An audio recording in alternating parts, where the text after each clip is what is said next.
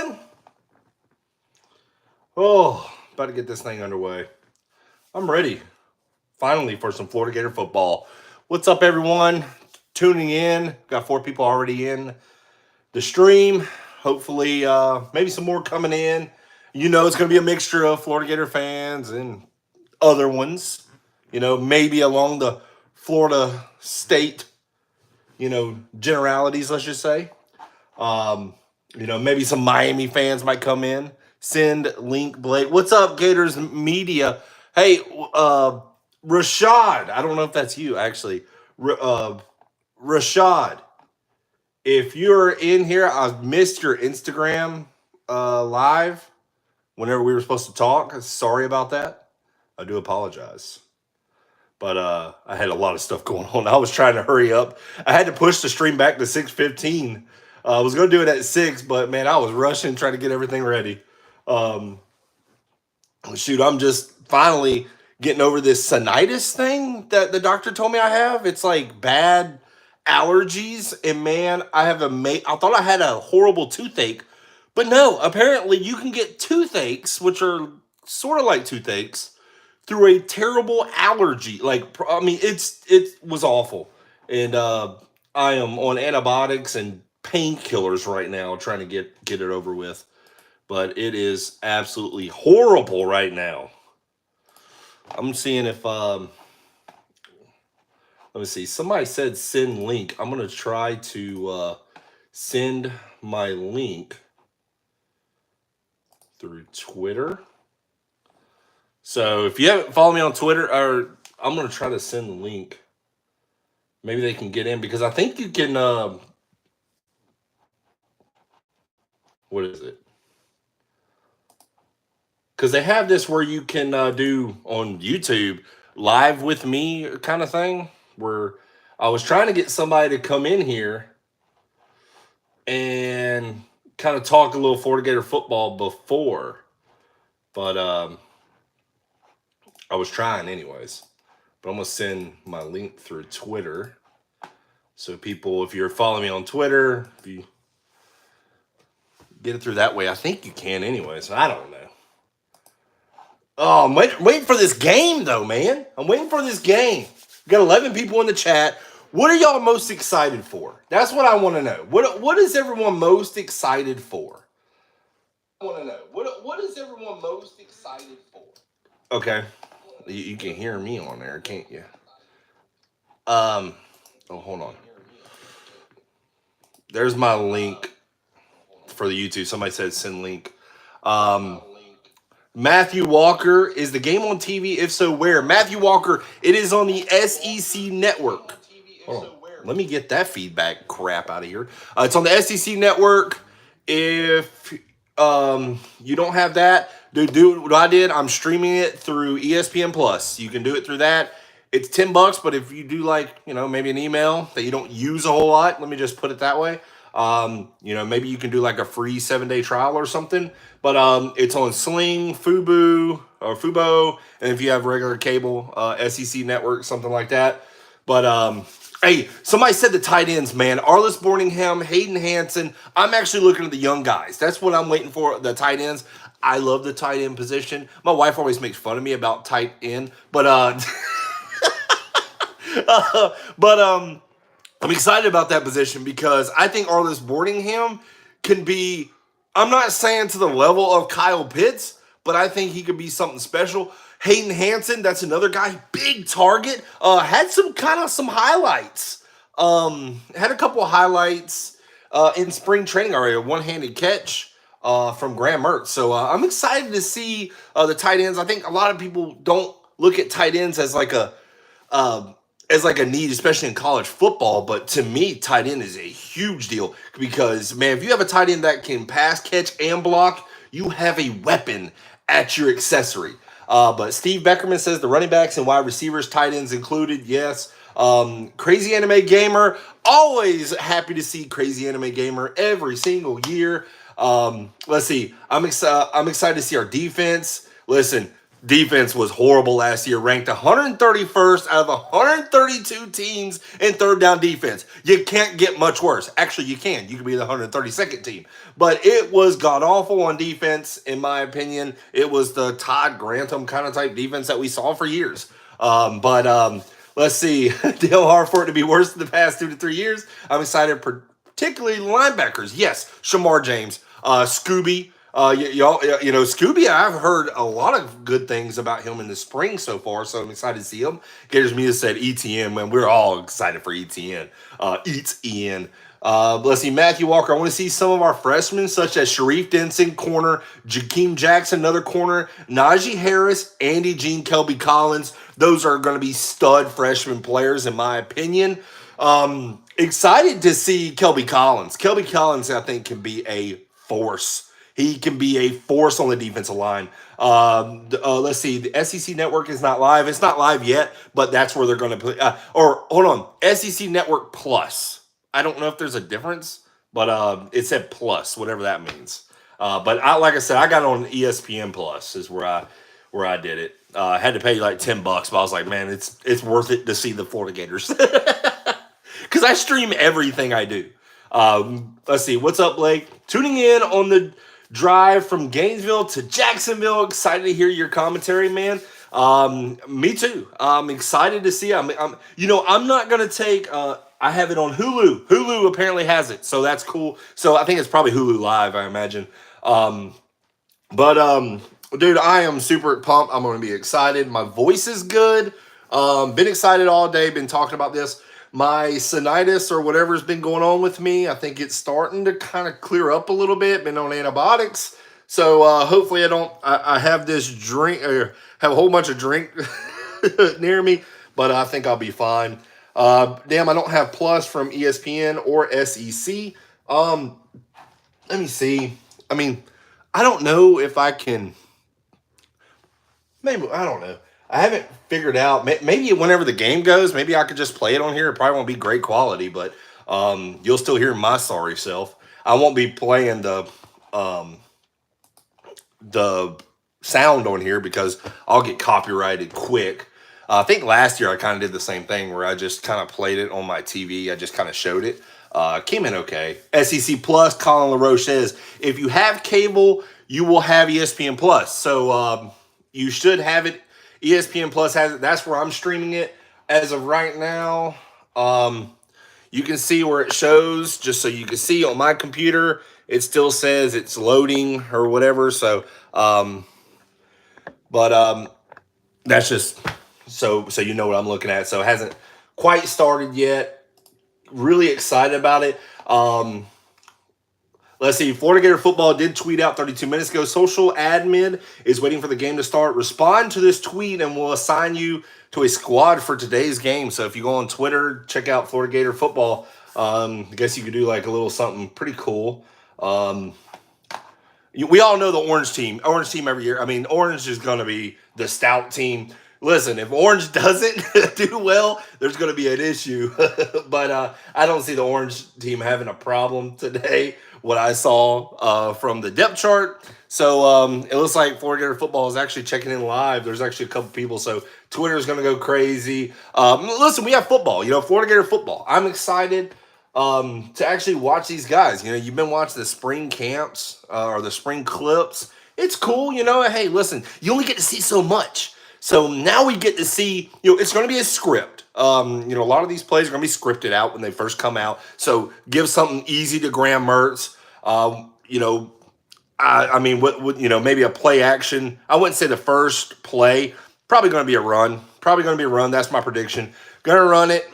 Try to get Graham Mertz. His emotions are going to be running high. So give him something easy to hand it off and then go second down. Maybe a little play action. Do something, and maybe an easy throw. But it's going to be a script, that these quarterbacks are going to go through. And I'm excited to see Max Brown on the other side. I believe he's on the blue team. Let's see, my own prediction, Max Brown because QB1. Okay, Ashton G is excited about Max Brown, so am I. He's coming in, redshirt freshman, didn't play a whole lot last year, so he should be a true redshirt freshman. We still got Jack Miller, so there's a three-man race for QB1. Right now, we all know it's Mertz's job to lose. But Ashton G says Graham Mertz number 2 and Jack Miller number 3. I feel like Jack Miller will probably go to that third spot. I haven't really seen much. I know he was hurt last year. But just I don't know what it is. I'm not a big fan of Ohio State quarterbacks, whoever comes out of Ohio State. Just never have. Just never have. It's like they're rough their first year. I mean, even Joe Burrow, whenever he left Ohio State, he was horrible with LSU. Remember, Florida beat the mess out of him when he was at LSU. But maybe Jack Miller is just trying to get away from what he was taught at Ohio State and trying to learn in the Florida Gator system. But Jack Miller did not play well. The Oregon State bowl game was an absolute atrocity. I mean, it was horrible. We'll see. Let's see. Colin LaRoche, I'm excited to see Max Brown because he's also on the baseball team. Do you like that? Hey, speaking of baseball, what do y'all think about the 2025 quarterback the Florida Gators were able to get, Austin Simmons? I believe that's his name. I know Simmons is his last name. I believe first name is Austin. Austin Simmons, dual sport player, going to be playing football and baseball, I believe. But heck of an athlete. So excited to see that. Looks like we got 4 minutes before the game. Let's see, network game on. Let me go back and see what they said. What network game on? Only ESPN Plus. No, it is on SEC Network Plus. So if you have, someone said Hulu, if you got Sling TV, if you have Fubo TV, I think that's what it's called. So any of the streaming networks, if you got to have that other package where you have the SEC Network, but it's SEC Network Plus. But it's on other ones other than, what's up, Stephen Blackwell? So get it tuned. You'll be able to find it somewhere. I even think CBS Sports has it on their live feed, I believe. I believe I saw that whenever Florida was putting out, the time and everything. So I believe CBS Sports has that. I'm filming right off my phone because, like I said, I was rushing to get to this live stream today. So, actually, camera quality is not terrible. Maybe the sound quality won't be the best, but I've always had problems with my microphones, I believe, in the past, and I'm like, I'm not rushing it. I'm not going to do anything. I'm just going to do it right off my phone. I have a pretty dang good phone, and it actually takes good sound quality. I actually do it for my basketball league, so it always sounds pretty good. Sounds and video sound great. Will info, that is awesome because I can't hear it myself. So I'll take it. Blake, you can't rush perfection. You are absolutely right. You can't. It's like I tell my wife, man, you can't rush this perfection that I have with my body. It's like a temple. Even though I'm doing damage to it by drinking Dr. Pepper, you're not supposed to do that. But yeah, I think you can tell how excited I am. I'm excited. We got 32 people in the live chat. Thank you guys for tuning in. I must have cheap Hulu. I don't know. Let me go back to it still hasn't updated yet on mine, but it says 6:30 that oh wait a minute. Orange and blue game. Oh wait a minute. Might be able to.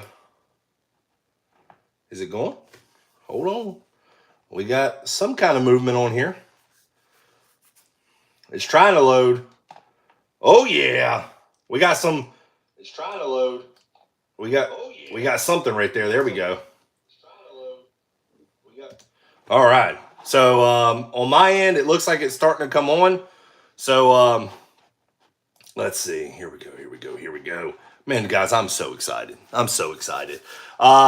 Dr. Pepper is my favorite soda ever, particularly cherry vanilla. Pretty good. To me, Dr. Pepper is that it's not as sweet as like Pepsi. It's not as a strong soda as like, a Coke. So Dr. Pepper's like that middle, like right there where I like it. The 23 flavors. So that's what I like. Let's see. If it's like mine, it's the Temple of Doom. Steve Beckerman. Yeah, it really is. My body has not been nice to me lately, especially if you've seen my videos of me playing basketball. Yeah, the body's not working with me. Like it wants to think like I'm still 21, 20, and like that college when I was in college, that college body, like where man, I was like 6.5% body fat. Like I was working out twice a day. And then like I tell my wife, I got married and don't tell her that. As long as I see a Gator D-line is good and with as much depth as 2006, Crazy Anime Gamer, I think this is a really good group, and it's going to keep getting better throughout the next years, especially with this freshman class. I think they're going to get better and better. So yeah, I think we'll be fine. I think we're going to be fine at the D-line. Linebackers, I have questions. Corners, I think we're going to be fine. Oh, look at that. We got Billy Napier on the field. Oh, Graham Mertz warming up.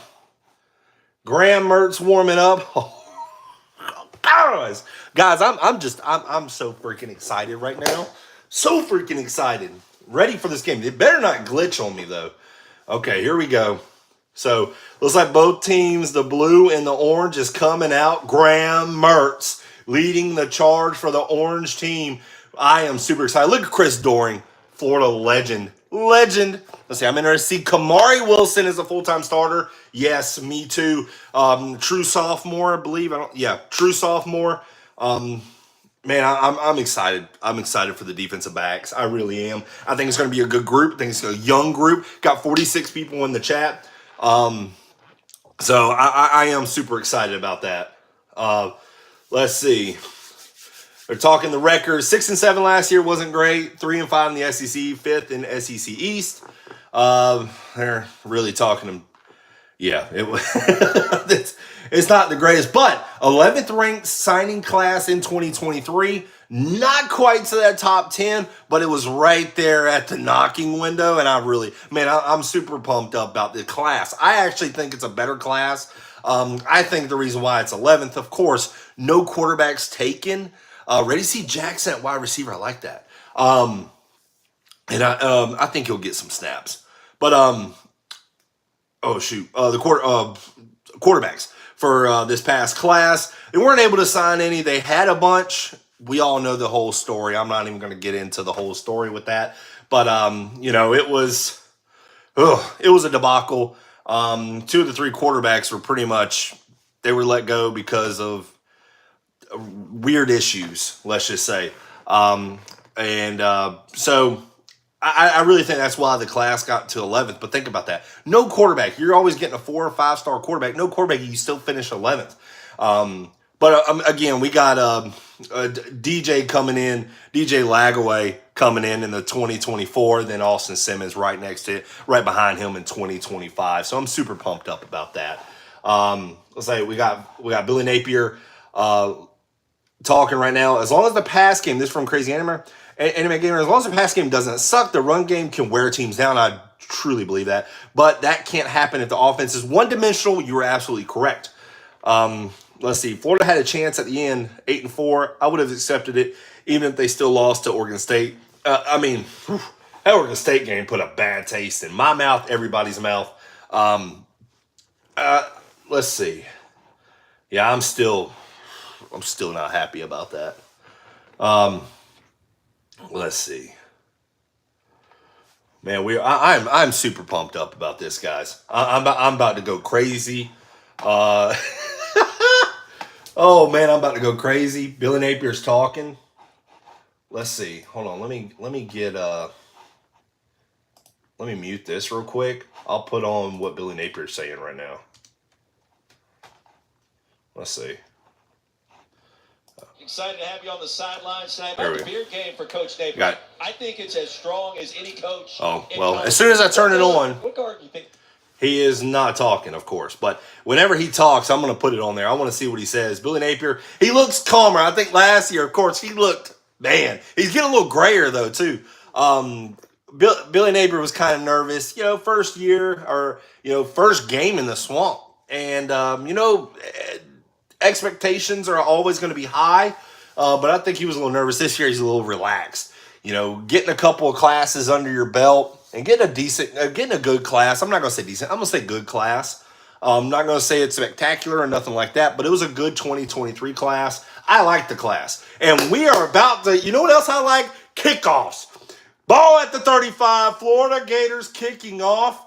Let's hear it. Here we go. I think that's Mihalik. Mihalik's going to be on one, and Trey Smack will be kicking for the other team. And here we go. Here is that man, number 7, and he's going to just get, they say taken down, but touched. That was going to be Trevor Etienne on the take back. Man, here we go. We got Graham Mertz coming in first. We're going to see if it hurts to see Mertz or we're going to love Mertz, okay? His name rhymes with hurts too well. But he's got to show me something. There's Hanson. Man, that's a big boy. Hanson, man. And then we got Montreal Johnson. Hanson's coming in. Here we go, Mertz. I predict a running play on the first play. Let's see if they just give it to Montreal Johnson. Remember, guys, I don't know if y'all know this, running clock, 4 15-minute running clocks until the last 4 minutes of each half, then it stops. So I don't know if y'all know that, but now y'all do. Pistol set, and no, they're going to go play action to start it, and Mertz is lucky to get that away, but Montreal Johnson down the sideline, and he is gone. I think they're going to call it gone. We'll see. I don't know what they really do. I think it looked like everybody pulled up. I don't know if whistles sounded. Let's see. Of course, like I said, the clock doesn't stop. It's a running clock. So we'll see where they put them down at. But Graham Mertz took a little longer on that play action than I want to see. He was sacked, actually. That was going to be a sack, and they called it a sack. 2nd and 14, and get an out route to Xavier Henderson, gain of about 5. Graham Mertz held on to that ball a little longer than what I wanted to. That was going to be a one. It looked like a sack when I saw it. I was like, if these guys are playing hard, that was 100% going to be a sack. But a great push. I think I couldn't tell who the defensive player was. Got a great jump on the right defensive end side. I don't think it was Princely. Let's see. Here we go. Graham Mertz. Hey, they're bringing pressure up the middle, and Mertz is going to run, and it looks like they're going to call him a sack, and it looked like he was going to be sacked. Not a great series to start off for Graham Mertz. That hurts. Because more than likely he was going to be sacked twice on 3 drop back plays. Like, again, I really thought they were going to start him off easy. He was going to be sacked. 17, was that Kelby Collins? Is he on the blue team? I'm going to have to check that out. I'm going to have to see who that was. 17, I believe that's Collins. But not a great series for D-line is off to a good start. Defense looks good. Defense looks very good.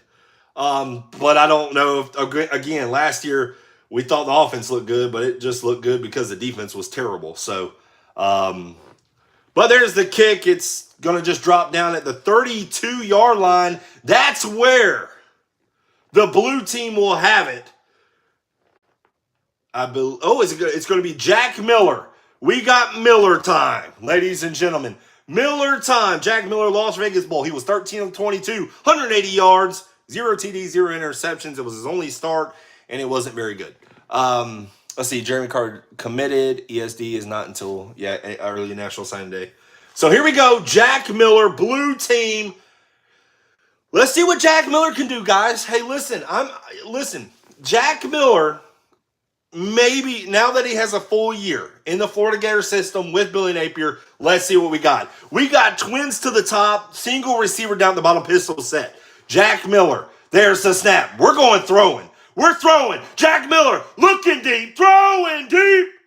And it's going to be caught. Oh, is it caught? Aiden Mazzell, was that caught? I think they're going to call a flag, but they were going to Aiden the Gazelle Mazzell early. Wow. They were, and it was pass interference. If anything, 15 yards right there, but going to your guy, a little underthrown, but going to their man, Aiden the Gazelle Mazzell, who's my favorite player, favorite receiver in the entire 2023 class. Not just Florida Gators. He had his man beat. Underthrown ball. Aiden Mazzell is going to do that to defenses all year long. Love that. Listen, I hate the underthrow. Not really worried about it because it's Jack Miller. But where is the game being streamed? ESPN, or not ESPN Plus, but that's where I'm watching it. I don't know who number 20 is, but off to the right side, 3-yard gain. That's Trayon Webb. We have a Trayon Webb carry. Okay, Trayon Webb. I'm going to have to get used to these jersey numbers. Trayon Webb off to the right side for a gain of 3 on the play. It's going to bring up 2nd and 7 for the blue team. SEC Network Plus is where the game is streaming live. That's where I'm streaming on ESPN Plus. It's working pretty good for me. I can see everything clearly. I'm doing it right off my computer right now. Let's see. Jack Miller. Here we go. Pistol set. Webb in the backfield. They're going to give it to him again. Little subtle step. Gain of another 3, it looks like, on the play. So it's going to bring up 3rd down and about 4. Chris McClellan in on the tackle, who I really like. True sophomore. Big man Chris McClellan. But you also know Desmond Watson in on that big boy. He's a big mama jamma. Actually, I think he's lost a little weight, but man, I'm excited to see Desmond Watson. But here we go, 3rd down and 3 for the blue team, who's moving the ball. 1 penalty and a couple of run plays by Trayon Webb. Let's see if they give it back to the Webb. No, they're going to give it Jack Miller on a slant route, and it's going to be incomplete. Look like they're going to Aiden Mazzell on a quick slant.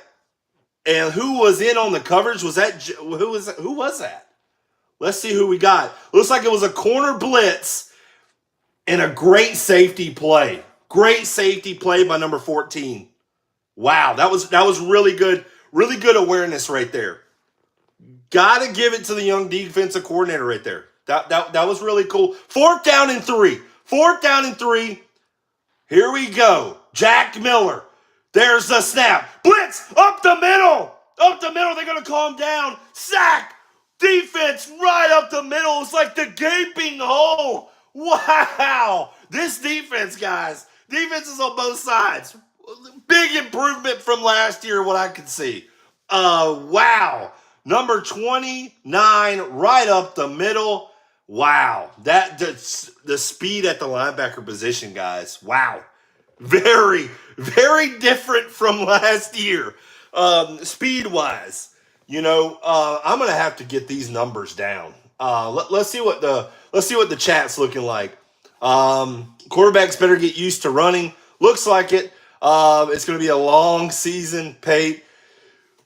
We'll see. You can't really take much from spring game, but I'm not liking what's going on the offensive side. I don't like the way the sacks are being called. Yeah, Steve, it kind of sucks because you would like to see what these quarterbacks can they get out of it.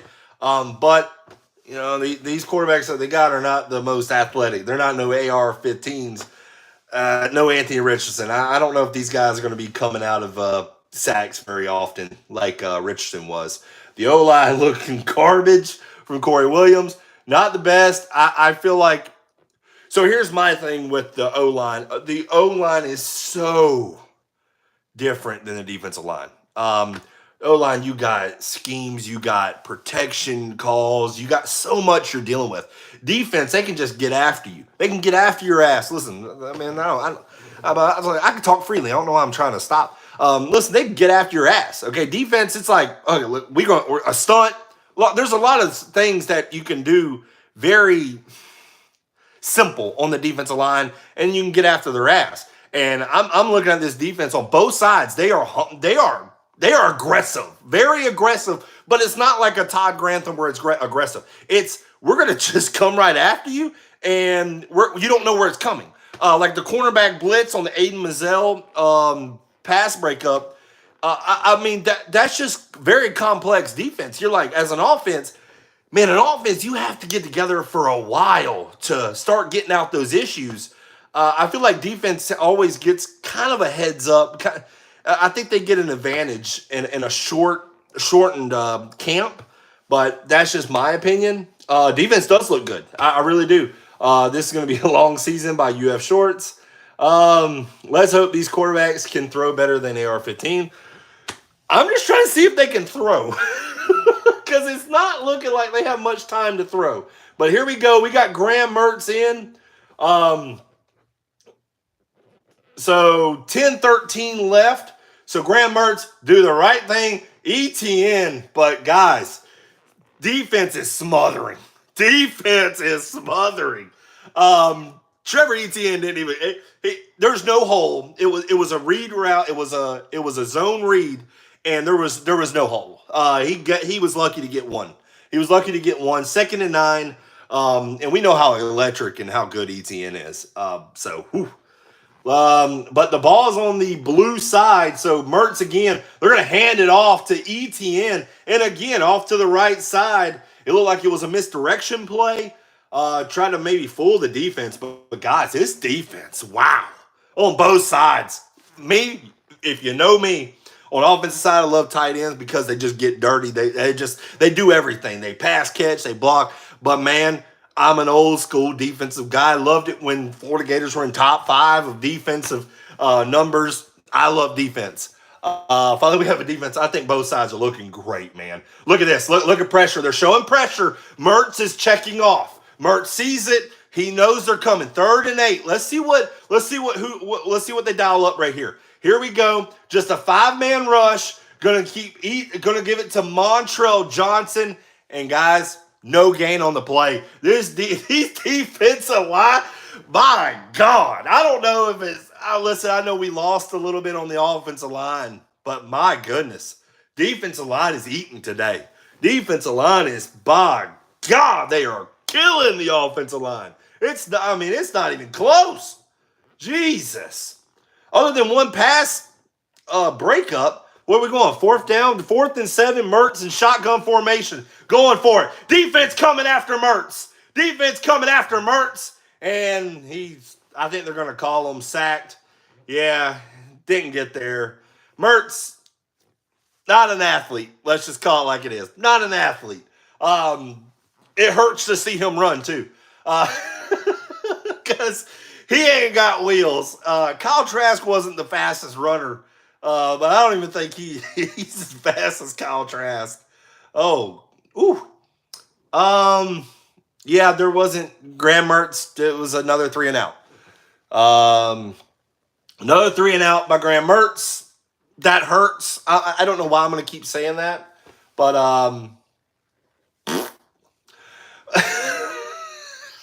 I didn't like the signing. Anyways, but again, I'm going to root for him. I'm not rooting against him, but let's see what Jack Miller can do. I can't wait for Max Brown to get in here. Maybe get some guys. This is what's looking like on this game is what I was told. Here we go. Bounce it out to the outside. That's going to be number 27 on the run. Who we got right here? That was Carroll. Carroll, the transfer from Temple. I believe that's the transfer from Temple, if I'm not mistaken. Great run. Bounced it to the outside, to the left side. Great. Hey, here we go. There we go. Yep, Cam Carroll, senior from Flowood, Mississippi. That is the Temple transfer. Got hurt last year, but a heck of a running back. Here we go again. Miller going to keep it himself. Okay, nice little read option. From Jack Miller. Not known to run.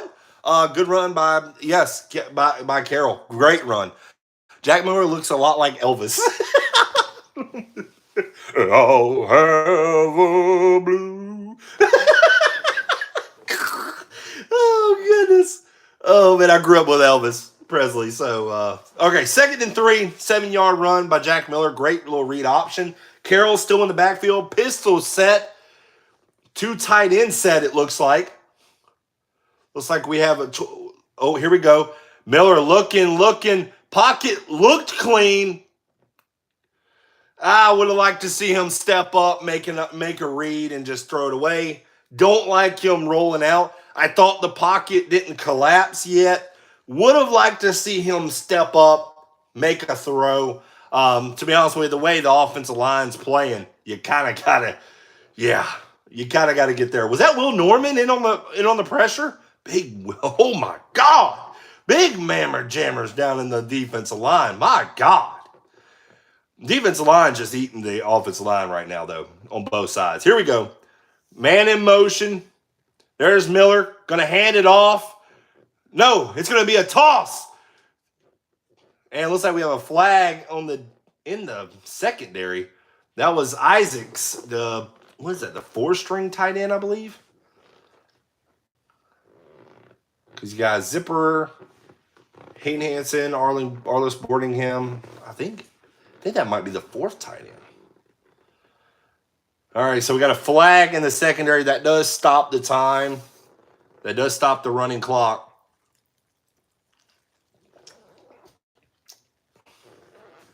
See, we got holding defense, so that's a 5-yard penalty.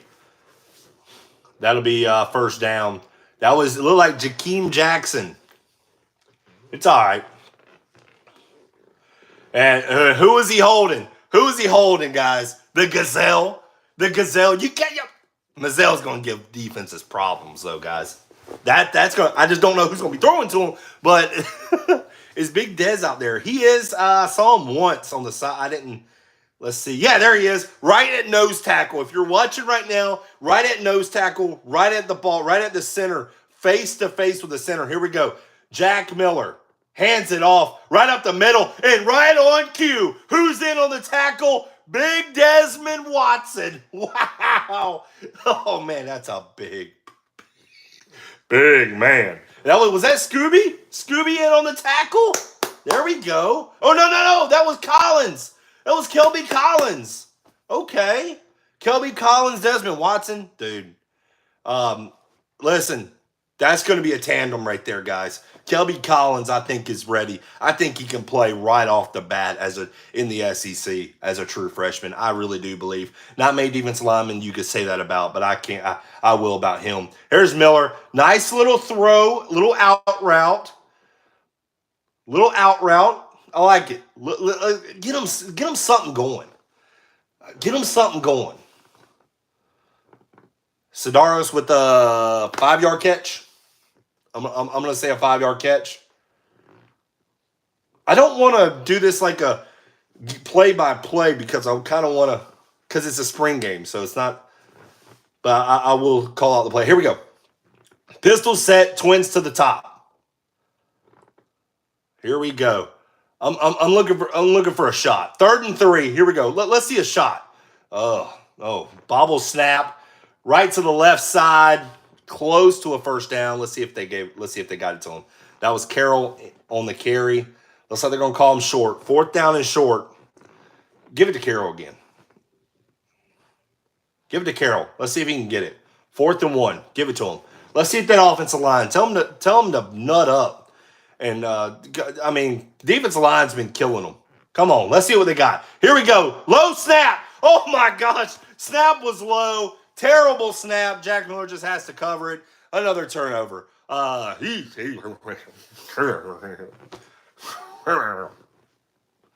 This is bad.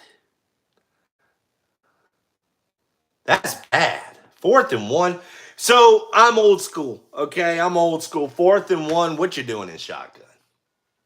Man, just go go bunch and listen. You can even still fake. You can still play action out of it.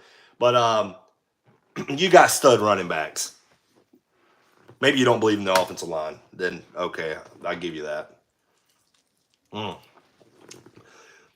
But Austin Armstrong, I'm liking what I see out of what his defenses look like. I'm more impressed with him. Let's see, pistol set, ETN right at the left hip of Graham Mertz. Can we have a sustained drive? Graham Mertz, play action, horribly thrown ball. My God, this hurts to see Mertz. My Jesus Christ. Dude, put in Max Brown at this point. This dude's looking worse than what Jack Miller was last year. Jesus. Dude, this is a simple. Look, it's not even close. I mean, come on. Xavier Henderson probably should have called it, but, I mean, it's high and behind him. Jesus Christ, dude. No wonder why Wisconsin didn't want you back. Come on, give me a good throw. Here we go. It's a safe throw. It goes for 2 yards, but it's a flat out. It's a to the flats to Trevor Etienne, who I want to see more in the pass game. Looks like we have a flag down. But my God. Jesus Christ. Let's see what we got. Offsides on the defense. So we're going to have 2nd and 5. Let's see what we got. Please tell me Simmons is reclassifying. I mean, I knew it was going to be. Listen, I didn't want to tell so many people, but we're in the live. I'll tell you like this. I wasn't excited about the quarterback positions. I'm not going to lie. But to ease maybe everybody's, if you're, Billy Napier did say that he was going to look for more quarterbacks after the spring game. He did say that. But it's 1 quarter. Let's see. Hand off Trevor Etienne. Let's see him work in space. There we go. That's your best. Give it to one of your best players on the offensive side. Kamari Wilson, got a little shot of him giving a hand clap to somebody. Don't know what he did, but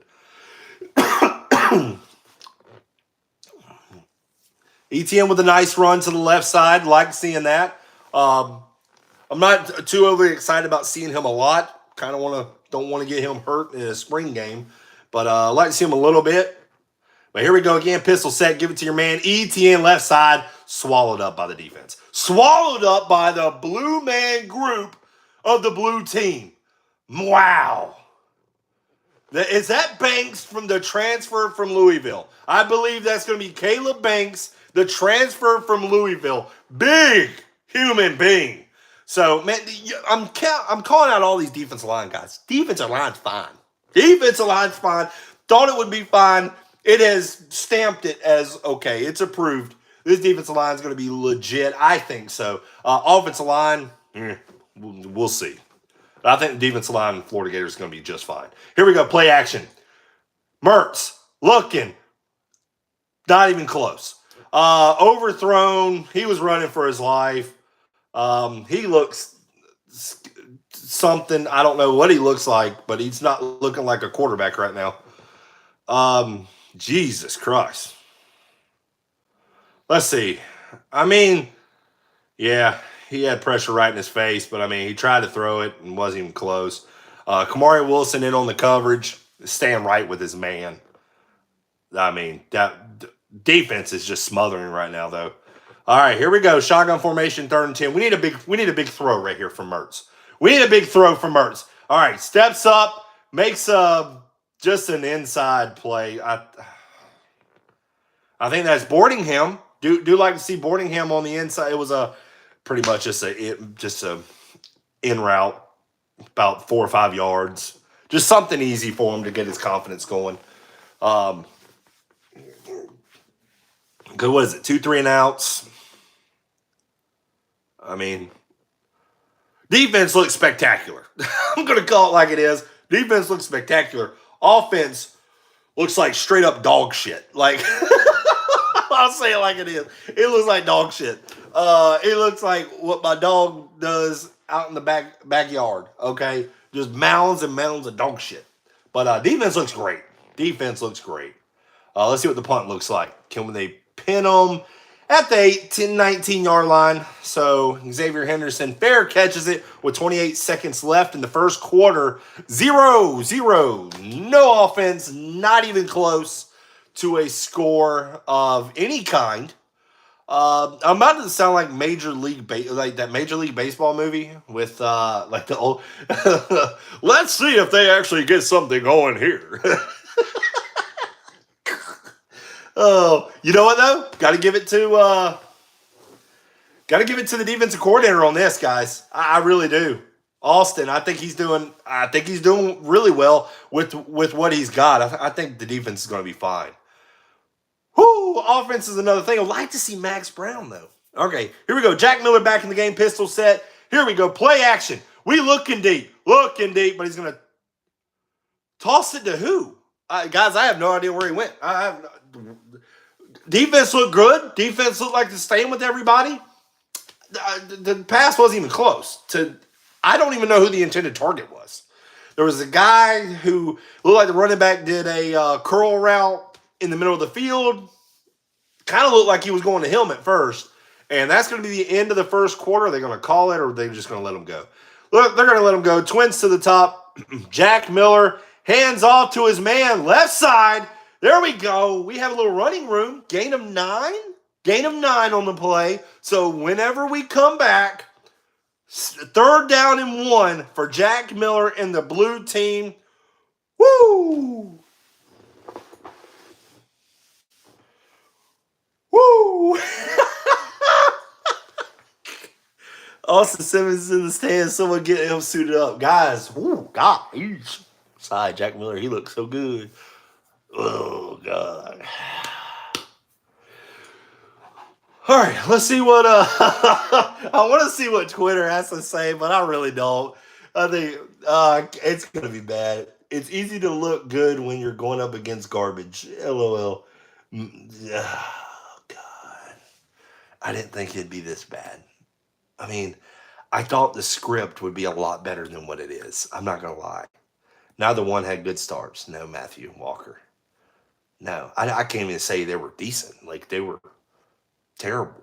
I mean, you can credit the defensive line, and then you can discredit the offensive line. Jesus, offense is gonna, yeah. I'm reading people's comments right now since we're on a break. Let me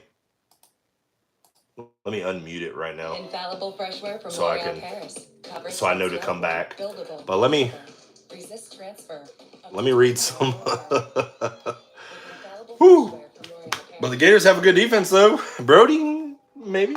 Max or Portal. Remember, listen, I do want to let everybody know, Billy Napier did say after the spring game that they were going to look into the portal at the quarterback position if need be.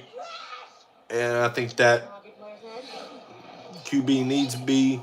Anyways, defense is good. I think offense is hot garbage. First quarter, it could not. I don't think it could get any worse. But you know who I do like? Aiden Mazzell, guys. Aiden Mazzell is getting held. He's already caused a 15-yard penalty. Aiden Mazzell is the guy who I was most excited about in the 2023 class, guys. Like Aiden Mazzell. Been like, man, I'm super pumped up about him. I'm liking that. Okay. Max Brown for Heisman. I'm starting it now. Oh, I think we're back. Here we go. We're back. I'll tell you what, I do like this game. At least it's going quick. It's going quick. Number 22 in on the tackle. That was Spurlock in on the tackle. So looks like, I guess they did give him a first down because that was a 4-yard carry. 2nd down and 6. Jack Miller and company. Can we get some points? Run the damn ball. Sunbelt Billy looks amazing. That's what Brandon says. I did not say that. So, shotgun formation for Jack Miller. Let's see what the blue team can do. Let's see. Here we go. There's the snap. Runs the ball. Gain of about 4, maybe 5. Nice little carry for Trayon Webb. I want to see Max Brown if he scores. He gets the jump. Oh, is that? Oh, hold on. Fuego! What's up, buddy? Haven't seen you in a minute. I haven't been making many videos other than non-Florida stuff. But, man, Fuego, even, man, I mean, we could all see it, dude. It's run the ball. Somebody said run the damn ball. Run it, bitch. 3rd and 1. Here we go. Trail Webb's in the backfield. They're going to give it to him? Yes, they will. Left side. Bounces it out. Lowers the shoulder. Big 6-yard carry for Trayon Webb. Hey, Jordan Castell in on the tackle. Excited to see him. Jack Pyburn in on the tackle. Jordan Castell, true freshman, safety, hard-hitting safety. Excited to see Jordan Castell. That's another guy to look out for in the coming years. Really excited to see Jordan Castell. You're going to see me hear he's talking a lot about the defensive side because, man, I watched a lot of these guys, follow them very closely from high school. These guys, a lot of these defensive guys really look good. Napier looks stressed. He does. Let's see. Twins down to the bottom. Jack Miller shotgun formation. Gonna do. Oh, goodness gracious. Not sure what the read was on that. Not sure if it looked like it was to Mazzell. I'm not sure if that was supposed to be a slant or a curl. Mazzell, that could have been a misread. I'm going to cut. That one looked more like a misread. Maybe a young guy not knowing what he was supposed to do on that read. To me, you could have done a slant. You could have done a curl. The corner was giving him some cushion. So it's going to bring up 2nd down and 10 for Miller. Here we go. There's a snap. Looking. Stepping up. Clean pocket. Nice throw to the middle of the field. 1st down. That was to Ty Bowman. Ty Bowman in on the catch. Sneaky receiver. We're going hurry up. Nice pass. Great. Listen, blocking was great. Only a 3-man rush. Maybe that had something to do with him being wide open or a clean pocket. But here we go. Jack Miller going to keep it himself. Gain of about 8 on the play. A little read option. Miller's got something. Miller time has got something. We caught a pass. We did. And it was a great throw. Clean pocket. Something I haven't seen. Jack Miller did the right thing. Stepped up into the pocket. Made a strong throw. No pressure in his face. I'm hoping they're not saying don't rush the defense like that. No, rush them. Let's get these quarterbacks uncomfortable. They were uncomfortable in the first quarter. Don't give up. Don't do these 3-man rush. I want to see some 4 or 5-man rush on the defensive side. Jack Miller sends empty backfield. Looks like we have a flag. Looks like it's going to be a false start against the offense. Hey, we saw a lot of false starts last year. First one I've seen today. So there's a silver lining.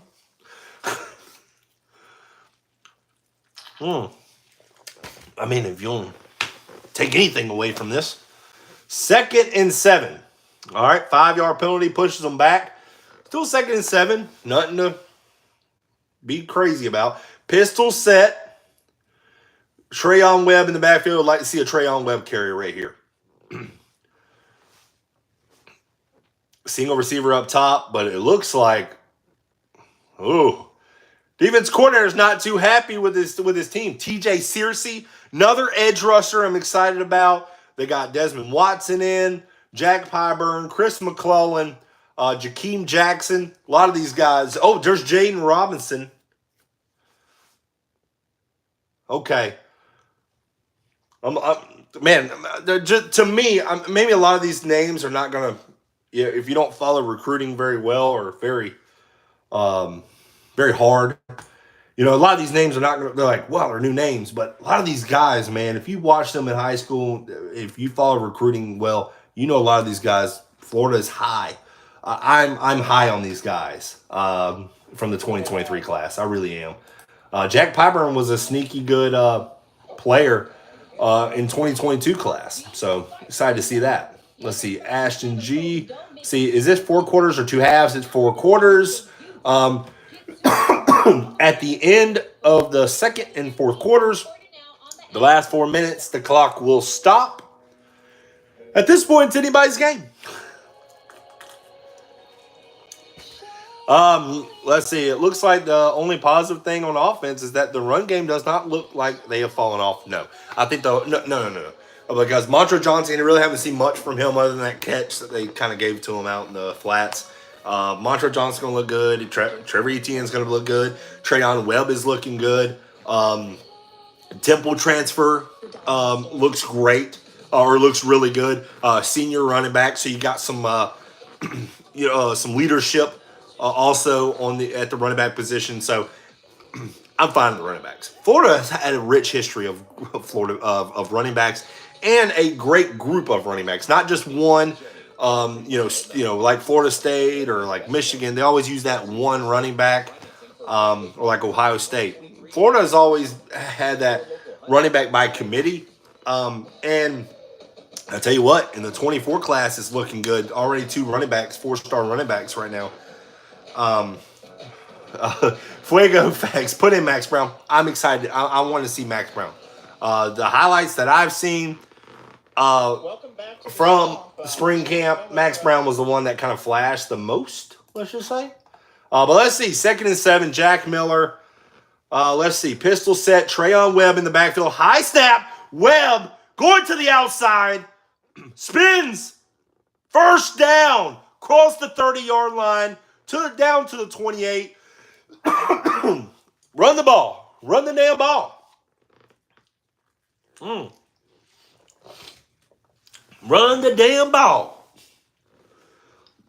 Jack Miller, sophomore, from Scottsdale, Arizona. He was an Ohio State transfer last year, listed at 6'2", 214.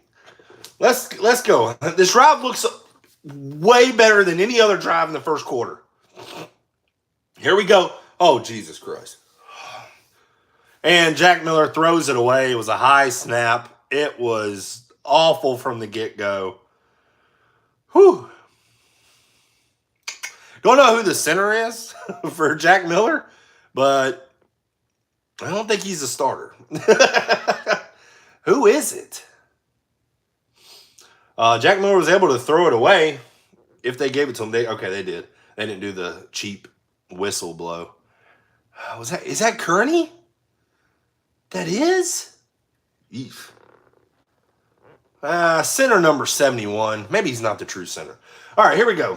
Pistol set. Good snap.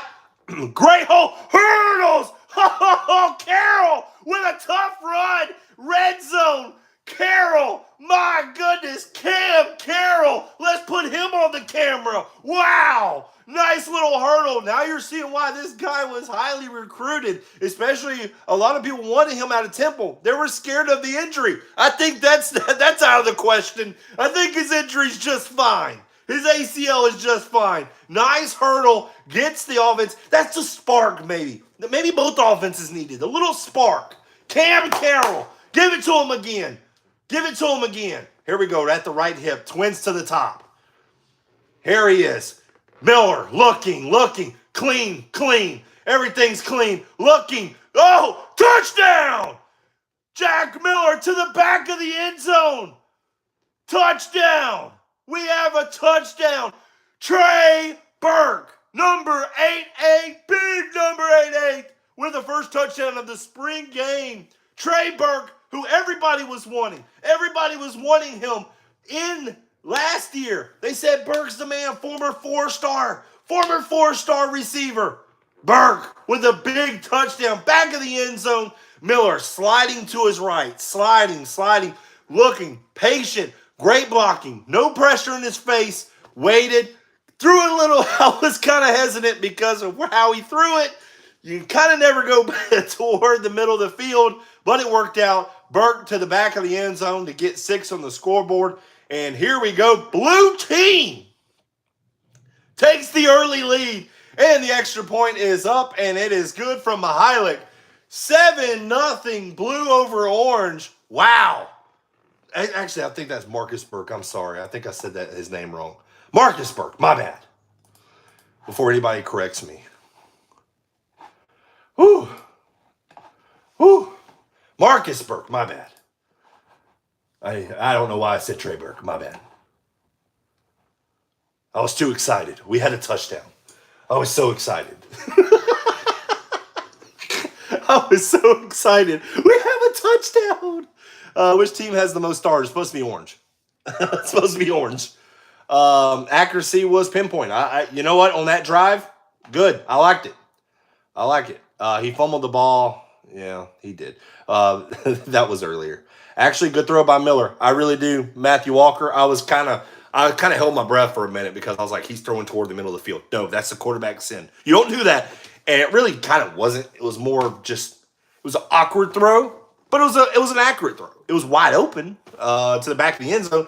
But Marcus Burke did a great job working his way back to the quarterback. That's what a lot of receivers don't understand.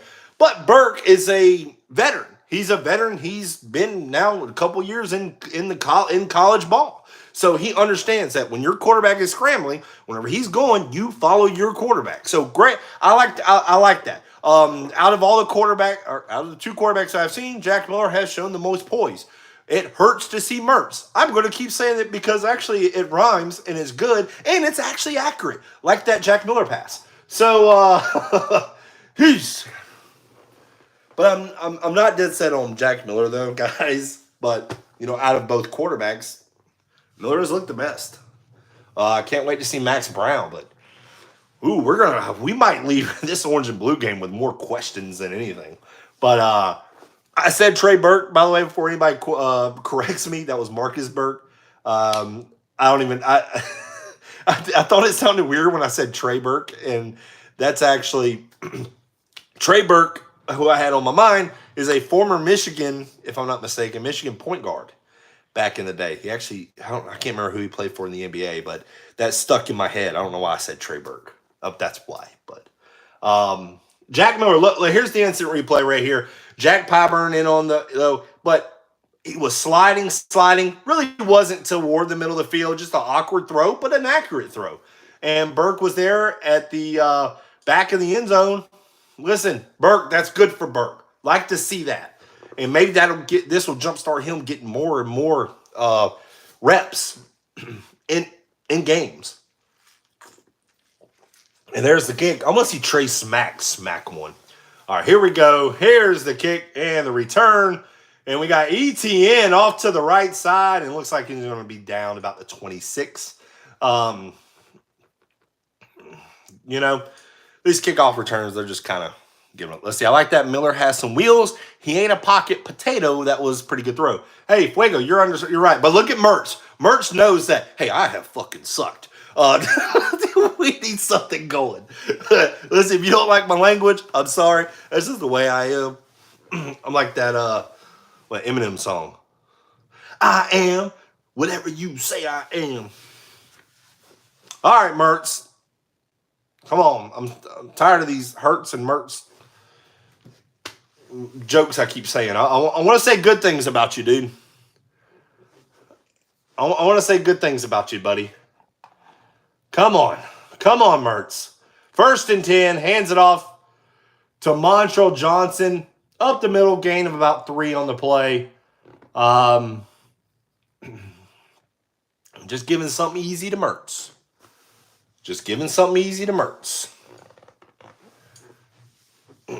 I mean, really, you can't. Jack Miller has actually faced bad snaps along with his. I don't think, maybe outside of one, I think Mertz has had. But Mertz got to show something. Here we go. Pistol set, and they're just handing it off. Who do you hand it off to? Montrell Johnson in the clear, in the open, down the sideline and pushed out of bounds inside the 40-yard line. Big run by Montrell Johnson, the Louisiana Raging Cajun former running back who came over from Billy Napier's team. And, man, has he made a big difference. Pushed out of bounds by Kamari Wilson. But Montrell Johnson, when he gets those big legs going, he's a big man to stop. He's hard to stop. On now the blue side of the field, orange team threatening.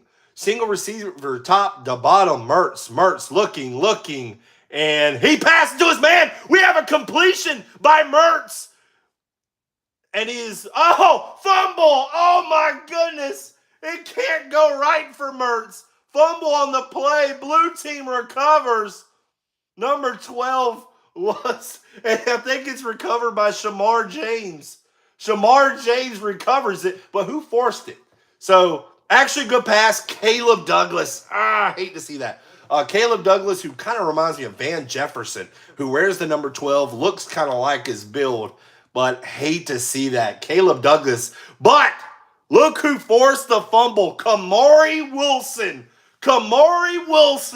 forced the fumble. Wow. Kamari. True freshman and true sophomore Shamar James recovers the fumble. What looked like it was going to be a good drive, sort of, for Mertz finally makes a completion, but ends in disaster because Caleb Douglas cannot hold on to the ball. Not what you want to see. But guess what we do want to see? Max Brown. What can Brown do for us? Backed up toward his end zone, but he's going to hand it off up the middle to Trayon Webb. Gain of a couple on the play. Tackled by big Desmond Watson in on the tackle. Blue team is up 7-0. Max Brown, red shirt freshman out of Tulsa, Oklahoma. 6'1", 209 pounds. Sporting the number 17 jersey.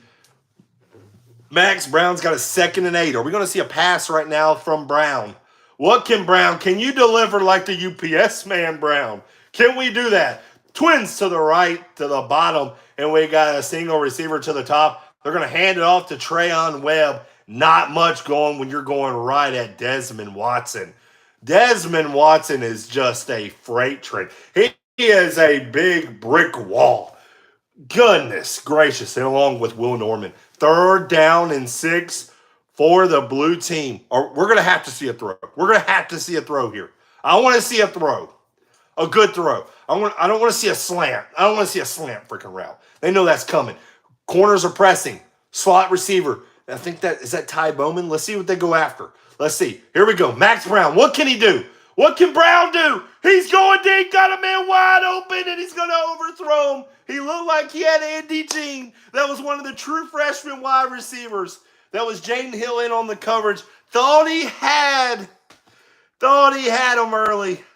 Thought he had him early. To me, Andy Jean was open. All you had to do was drop it. Drop it in the hole. Drop it in the zone. They gave it to you. They gave it to you. I can't tell if that was a miscommunication, but Andy Jean had his man beat. They were playing cover 2. It looked like they were playing cover 2. They had deep safeties. Here we go. And another punt. And it's away. Ricky Pearsall in the back. And it's going to take a bounce close to midfield. Maybe right around the 46, 47-yard line. So let's see if we get another crack or another look at Graham Mertz. I've seen Ricky Pearsall. I haven't really seen him do really much. But Ricky Pearsall, of course, I mean, guys, we know he's wide receiver 1. Or at least he's going to be your guy that's going to get a lot of targets if someone can throw him the ball. Let's see what Mertz can do. He had one throw. It was a great run after catch for Caleb Douglas, but Douglas could not hold on to it. So let's see if Mertz can actually do something. Outside of one throw, haven't really seen much from him. About almost kicked my camera down. So let's see. See what we got. Man in motion, Mertz. Is he going to be one of them? Oh, here we go. Mertz looking, throwing, and it's actually a completed ball right across the middle of the field. Kamari Wilson in on the coverage, in on the tackle. Xavier Henderson with the catch, gain of about 17. So back-to-back actual competent passes from Mertz. It didn't look like dog shit on them two.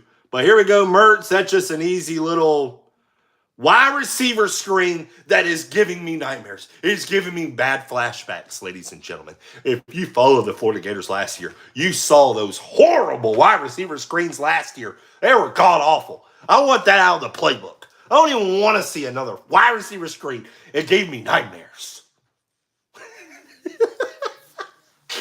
Here we go. Graham Mertz pistol set. Twins to the top. ETN at his left hip. Let's see what Mertz does right here. 14 on the play clock. And there you go. Give it to ETN. No running room. Absolutely. Zilch. Nada. Nothing. Oh, wow. No running room for ETN. Offensive line for the Orange team is getting absolutely obliterated in the run game. No running room for ETN right now. Wow. Mertz has a 3rd down and 11. Here we go. He's got a sack up right here. Okay. He got to hold his nuts and say, listen, I'm just going to make a big-time throw right here. This is a big-time throw. This is a big play right here. Twins to the top. Mertz looking. He's got a clean pocket. It collapses and throwing. And he's going to be caught. Number 81, I believe that's Arliss Boardingham, but we do have a flag back. Maybe had a lot of time for a reason. He had a lot of time. A lot. We got a decline. Looks like must have been on the defense. I don't know who it would have been on. Okay. Yeah, Graham Mertz had time. He had a lot of time. Scrambled out, completed to Arliss Boardingham, one of the tight ends I've been wanting to see. Finally, Mertz actually with a good, it came at the end of the first half, but he actually has somewhat of a competent drive. Down at the 6-yard line, In on the tackle was Scooby Williams, but a good little run by ETN, gain of 5. Austin Barber still on the line. I mean, did lose a couple of offensive linemen during spring camp. Lost the Tulane, not Tulane. Micah Mazuka, a big offensive lineman. Oh, here we go. Trips to the top. ETN at the left hip of Mertz. Just run it. Oh, we're going to go Mertz pass. Tipped. And it's going to be incomplete. His intended target was Xavier Henderson. Let's see what Billy Napier has to say. So got an opportunity here. Got an opportunity here. Get off the field. 3rd down and 5. The front line of the end zone or the back line of the end zone, right? So you want to look at the corner. Let's see who. Well, where's Pearsall? Okay, you got Pearsall to the top. Henderson's not a jump ball guy though. 3rd down and 5. But Pearsall is going to be your guy. He's going to be maybe a bounce route. Here we go. Pistol set. There's the snap. Mertz looking to throw. Incomplete. Batted at the line of scrimmage. Not a shot. Not a shot at all. But the defensive line comes up huge. Puts their big paws up. Billy's telling them to kick the field goal, guys. Kick the field goal? Why? We ain't in a real game. Let's see what Mertz has. Officials who work his games. Yeah, it was tipped. We know it was tipped. Fun perspective here. Has been very generous. Giving yeah, it was definitely tipped. Defensive line got their big paws up. Great play by the defense. Oh, we got Trey Smack. Let's see what. Cam Jackson's really been a factor. You'd said and Austin said in our meetings there aren't a lot of humans walking the earth of his size and athleticism. What's flashed tonight seeing him, in his first dress for the Gators? Well, he's had a phenomenal offseason. He's got himself into great shape. Lost weight. Oh, Cam Jackson. There we go. Let's see what Trey Smack. He was a freshman last year, going to be a sophomore, and you got to be kidding me. Played really well for Memphis. Trey Smack, the only thing he smacked was the left upright because he did not. No. Yeah. Jack Miller's played really well so far. He has an opportunity with the ones when we start the second half. What kind of opportunities? Man, Cam Jackson just a 6'6", 355 pounds, Memphis transfer out of Haynesville, Louisiana, junior. Man, just big jump. God. Defense line's got big guys, but they can move. These guys are not just fat. Even Desmond Watson. These guys are not fat. But what I want to see, 2:20 left. Can we see a big drive out of Max Brown right here? Maybe give us, his first drive. They only let him throw once. It wasn't great. Oh, we're going to send Jack Miller back in there? Oh, man. Okay. 2:20 left in the first half. Jack Miller and the blue team up 7-0. They're trying to go after more points. Let's see. Doubles receivers. Running back at the left hip of Miller. Here we go, right across the middle. It was caught, but quickly slung down by number 23, Helm. Wow. Here we go. Hurry up for the offense. Looks like we're going to be probably sticking in the same formation. Nope. Twins to the top. Here we go. That's going to be Carroll. They're going to give him a little running back delay. Not going the right way. Kelby Collins in on the tackle. That's going to be a loss. Cam Carroll, he was trying to go the other way. He's not an east-west guy. He is a north-south runner. But he was trying to, that wasn't going to work. 3rd down and 7. Trips to the top. Got to get something out quick. Defense is coming. Look at the slot. Look at the slot corner. Look at the corner. He's coming. Nope, he faked it. He looked like he was, but Jack Miller steps up. Great step up. What's he going to do? He is going to tiptoe down the sideline, but not really an athlete. So he does not, I don't think he got to the first down. He did not. 4th down. 4th down for Miller, a 3 and out. Would have liked to see Max Brown in on that. Miller had, I don't know what he was doing. I mean, he had a ton of room. He's just not an athlete. There's Fraziers. I was wondering where Fraziers was. Okay. He's the other receiver. Jaquavius Fraziers. So, huh. Oh. And looks like we had a guy come on late to the special teams. It's going to bounce. Oh, Henderson thought about it. Henderson thought about getting it.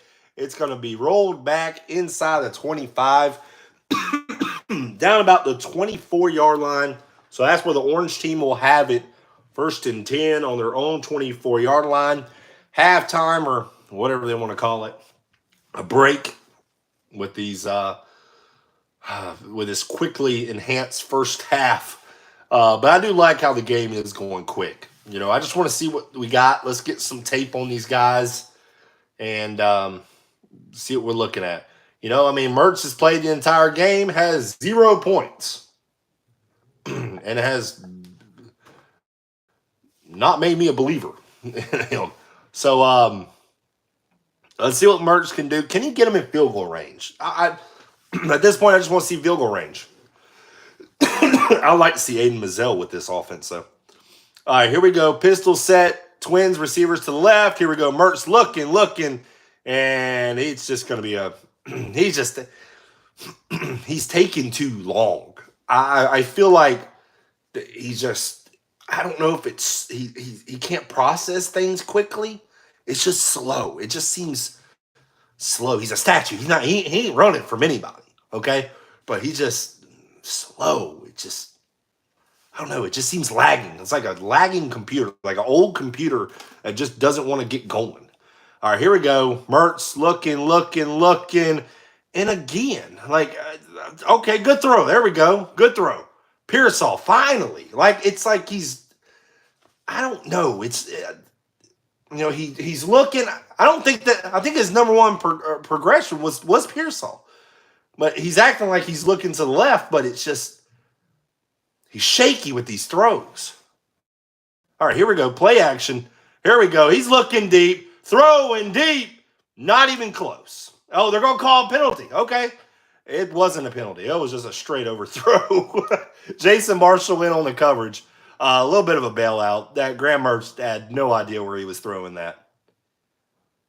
Jason Marshall in on the coverage.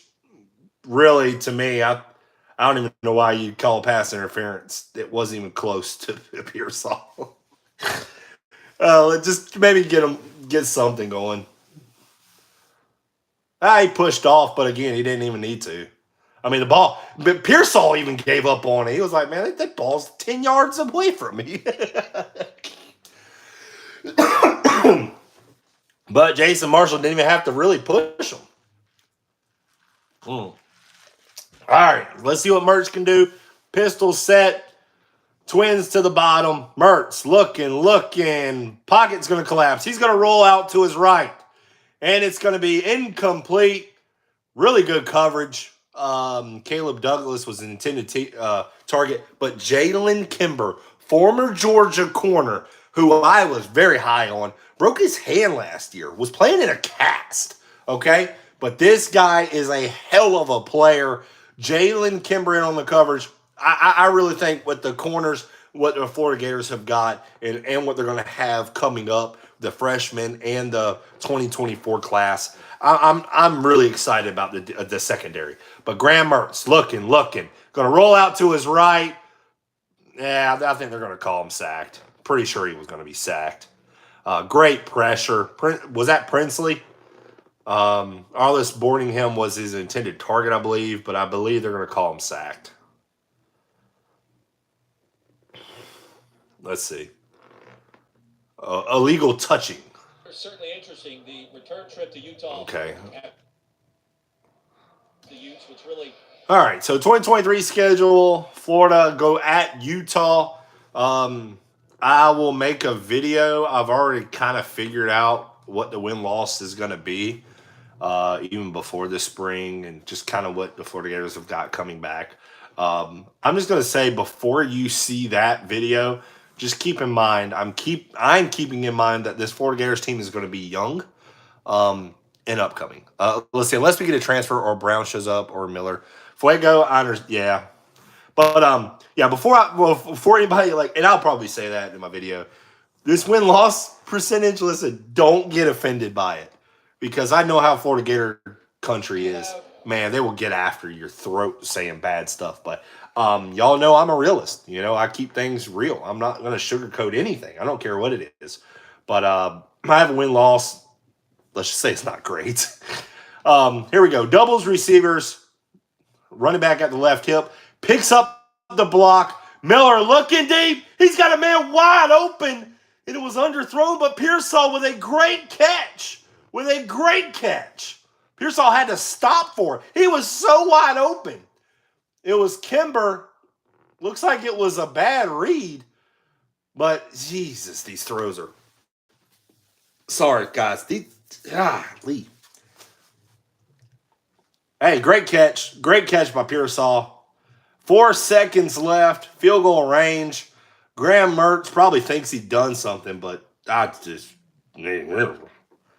hurts to see Mertz. Miller made the throw. No, that was Mertz. Let's see what we got. Oh. That first field goal was interesting, too. At the end of that sequence, coming off the field was... Pearsall with a great catch. To talk to him, it almost seemed like would have liked to see the ball kind of thrown where he can still run instead of have to stop. Again, that's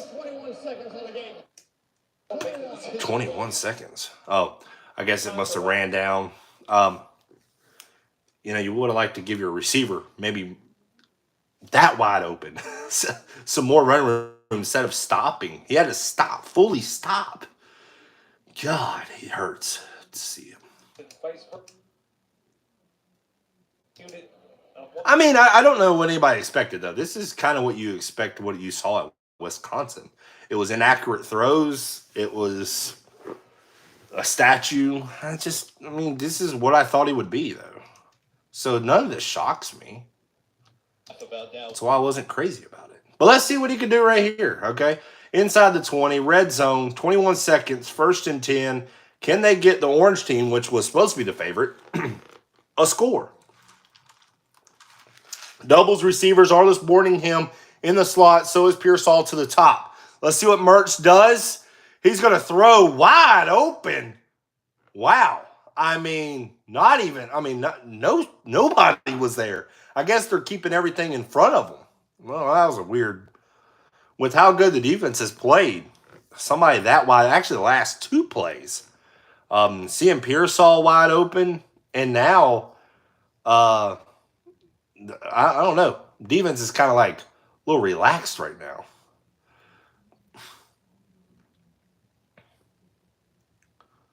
But that was Hey, there was Jackson. There was a receiver rep. So 2nd and 2. Here we go. Doubles receivers again, sticking with the same formation. Who is that? Montrell Johnson. Hey, a quick slant, easy pitch and catch. Mertz actually can tie it up. Xavier Henderson with the catch. Mertz has been looking like Mertz all game long. Finally has actually a decent pass. That was actually a good pass. Stop it. I hate you. You haven't done anything, Mertz. You still suck. Oh, goodness. Hey, it was actually a good throw, though. It was a good throw. It was just a slant route. Those slant routes, those are the ones I've seen 50 times that Twitter has blown up. Florida Gator Twitter, they've showed those. It's just those quick slants. His grandfather Willie Sr. among the first Black Scholarship players to play at Florida. How about Mertz on that drive, CD? 4 of 6, 71 yards, and the touchdown. Oh, God. That's going to be misleading. 4 of 6 for 71 yards, touchdown. Let's be honest. They were not. It wasn't. That last throw was good, but it wasn't like he was tossing it like Dan Marino out there. Let's be honest. Oh, my God. This guy looks like he won the Super Bowl. He's tied up with the blue. You're tied up with the blue team. You should be blowing them out. Oh, my God. This dude's actually thinking he done something. Oh, Wisconsin's laughing at us.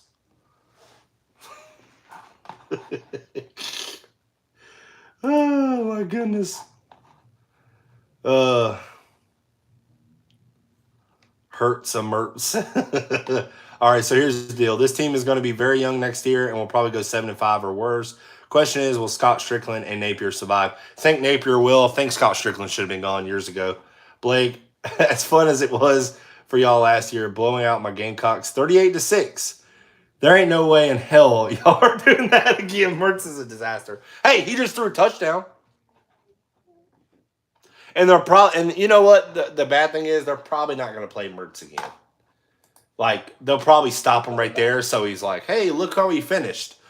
You can't look like dog shit for a quarter and a half and then keep one drive. You know, he threw up a punt to Pearsall. Oh, there we go. Look at number 6.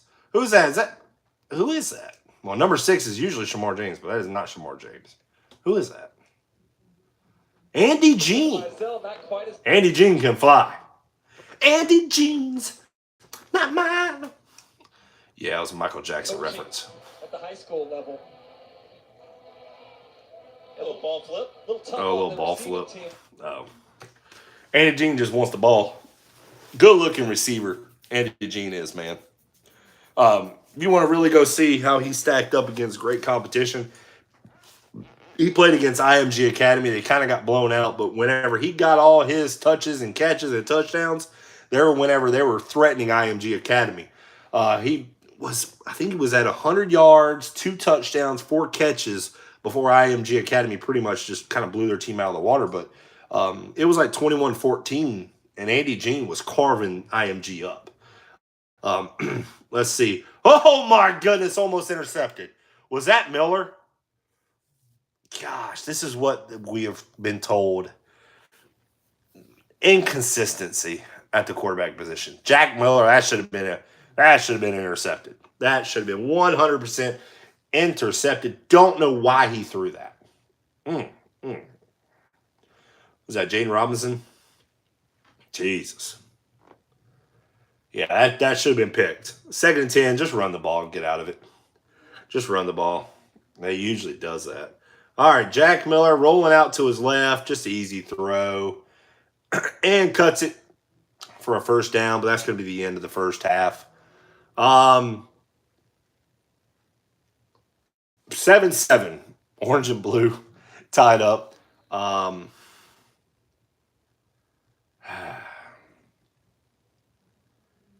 Graham Mertz stats are going to look great because of that last drive, but Jesus Christ. I haven't seen anything that's going to be worth a shit, to be honest with you. Oh. Please suit up Simmons. I don't care about that kid in 16. Let's see.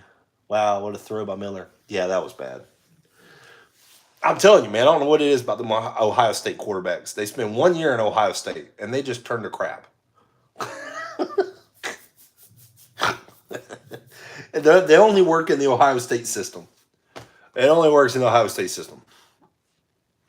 Until an Ohio State quarterback proves to me they can go from Ohio State to the NFL and do something, I'll never believe Ohio State quarterback's worth of crap. Oh, 4 of 10. 10 of 16 for Mertz. Again, if you're looking at just the stats, it looks great. I haven't seen... I would like to see more out of Max Brown, but I don't know if we're going to get to see that, to be honest with you. Maybe there's somebody out there that's going to say that they believe in Mertz. I haven't seen one person, but I mean, there's a reason why the 2024 class is going to be quarterback, and that 5-star quarterback is going to be heavy. You know, we're looking at the future, not right now. And I understand that. That's why when someone said it earlier, they said, is Scott Strickland going to last or Billy Napier? To be honest with you, Scott Strickland should have been canned 2 years ago. But that's just my opinion. I think Scott Strickland, it's not just football. See, everybody looks at just football. No, it's all around the sports. Basketball has taken so much of a decline under Scott Strickland. It's just embarrassing. Football has taken a decline under Scott Strickland. And I believe a lot of it's his fault. I believe he tries to talk this persona like he's this, great guy and all this kind of stuff. But I think he sucks as an AD. I really do. But that's just my opinion. But I I don't know. I just Billy Napier's going to get time because he's got to have, and that's why, and I've gotten frustrated with Billy Napier at times, especially last season. But I'm not going to sit there and say, can Billy Napier, because you can't. Was I excited about the hire? No, I was never excited about it. I still thought it was a roll of the dice hire, and I still say it to this day. Florida Gators are a prime, an elite program, and you should get elite coaches that are not guys that you take a chance on. That was my opinion. But I think what Billy Napier has done in the recruiting process, he can recruit with the bigger colleges. But you can't just can Billy Napier after 1 or 2 years. You have to give them minimum 3, this year and next. But really, in essence, you got to give them the 4th because that's going to be your entire class, But, I mean, I like what he's done on the recruiting trail. We all knew this was not going to be a quick fix. What was here with the old regime, it was going to be football. If anybody can take over a program and go listen like TCU did last year, that's an anomaly. You're not going to see that a whole lot. That just doesn't happen. But you also have to be in the right conference for that to happen. You have to be in a weak conference. You can't just go in the SEC. You're going to take a team that was 6-7 the year prior and make them a national championship contender, or even contend for the SEC championship. It's just not going to happen. It's just not. Realistically, it's not. And it's not going to be 1 year, 2 year. I really believe it's not going to be this year. The Florida Gators are not even going to be close in the SEC championship. Not even close. That's no knock on Napier. It's just what he was dealt with. Now this past recruiting cycle, with a lot of controversy, there was 3 quarterbacks that was supposed to come to Florida. None ended up coming. NIL money got in the way. Other stuff came into effect that ultimately one quarterback got let go because of something he said. But,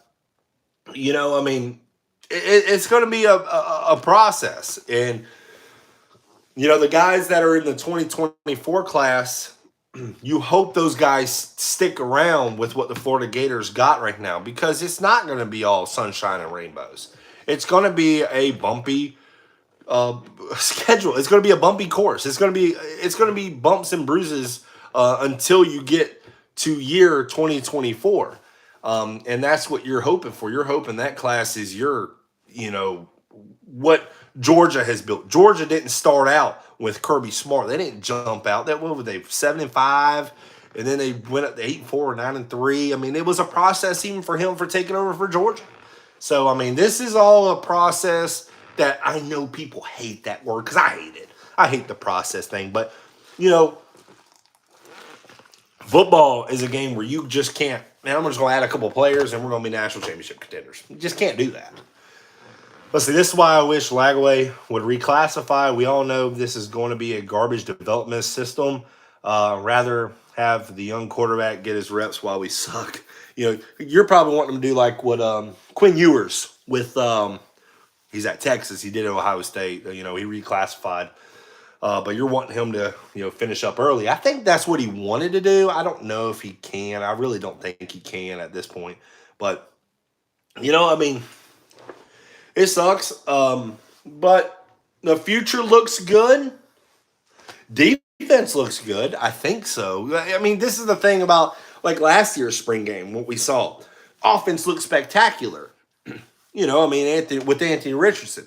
Anthony Richardson can do things that these guys can't at the quarterback position. They just don't have that God-given talent. But the offense looked great. We found out the reason why they look great is because the defense was bad. Does the defense look good because the offense is that bad? I hope it's not. my eyes are telling me that this defense just looks really good. I was already excited about it. So I have a good feeling about the defense. My feeling about the offense is actually worse than going into the spring game. I really didn't. I had no hopes, not much high hopes for the offense, and I still don't. Let's see. Kirby went 8-5 his first year, then went 13-2 his second year, lost in the Natty. Was it his second year? I thought it was his third year. He lost. I could be wrong. I thought it was his third. Let's see. Kirby Smart landed a top 5 class and went to the national title in his second year. Okay, so it was his second year. I thought it was his third year. Him and what's his face, the coach before him, they kind of look similar. Oh God. Mark Rick. Jesus, it was killing me. I was trying to think of the coach before him. Nothing like Kirby Smart. But let's see. For real money, that's some Mullen arrogance right there. See, love how Napier said he evaluated every quarterback in the portal and he chose Mertz over O'Leary, Sanders, and etc. I knew Sam Howell was going to be a hard get, but would have liked to see him go after some of those types of quarterbacks you said. Don't know what you're drinking, but slow down. Let them do their job. You get out of bounds a lot. I don't know who you're talking about, Robert Nestor. You get out of bounds a lot. I don't know what you mean by that. Let's see. I do believe Kirby got very lucky for inheriting Nick Chubb, Sony Michel, Mecole Hardman, and Roquan Smith. Dude, weren't those that Georgia team? Man, whenever they played Oklahoma, one of the best semifinal games. Jesus, with Baker Mayfield, Oklahoma, then Nick Chubb, Sony Michel. That was Mecole Hardman was there. Who else? Who was their quarterback? Was it Jake Fromm was their quarterback at the time? I think it was. Which is crazy because actually they had Justin Fields. I think he was backing him up, I believe, that year. But man, it doesn't seem like it's so long ago, but that was like, Justin Fields is going to his third year in the NFL. Oh man. So it was Jake Fromm? Yeah. That's crazy how it was already because Sony Michel, heck, he's with his second NFL team or something like that. So they also had 3 first-round offensive linemen. That's right. Was it Wynn? Andrew, I think Wynn was one of them. Can't think of the other ones. Yeah, and they still got that now. I mean, the players they still got. But you're right. Of course, Kirby Smart did come into a better situation than what Billy Napier did. That's why I'm but I'm not too, right now, worried about, the future. I think the future looks good. I think this season's not going to be the greatest. That's just my opinion. But I don't think anybody's going to disagree with me on that. I really don't. Let's see. I wonder how good Napier's halftime adjustments will be against his own team. That's funny.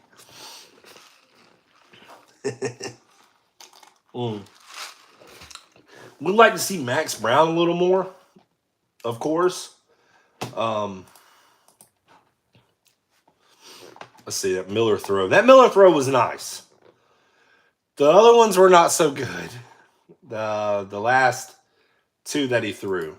Miller's, but this is what Napier said, in this, whenever he was talking about spring, the scrimmages and stuff, inconsistency. The quarterbacks, they flashed really good times and then they flashed not so good. So, let's see. Committed. Do we have a commit? Let's see. Let me check my Twitter. Let's see what we got. There we go. 2024 safety Xavier Filisami tells me he has committed to Florida. This is coming from Hayes Fawcett. The top 30 player, number 2 safety, chose Florida over Georgia, LSU, and others. I just want to bring the swag back to the 3-5-2. We have a commitment in the secondary at the safety position. Think about this. Jordan Castell, Kamari Wilson, Xavier Philisami. I mean, holy cow. Wow. Secondary, man. Jesus. Secondary is going to be badass, guys. Wow. But looks like we have a commit 2 minutes ago. Hayes Fawcett, someone just said it in the comments. That was Blake W. Looking out for another Blake. I like it. But looks like we do have a commit. That's awesome. Have a commit during the Orange and Blue game. Orange and Blue game is really cool. Really good things can happen. Like it. I like it. I like what's going on. I like that. Let's see. One nice throw and a half of football. I mean, it's all right. As an FSU fan, I'm interested to hear your honest opinion if Mertz will work out.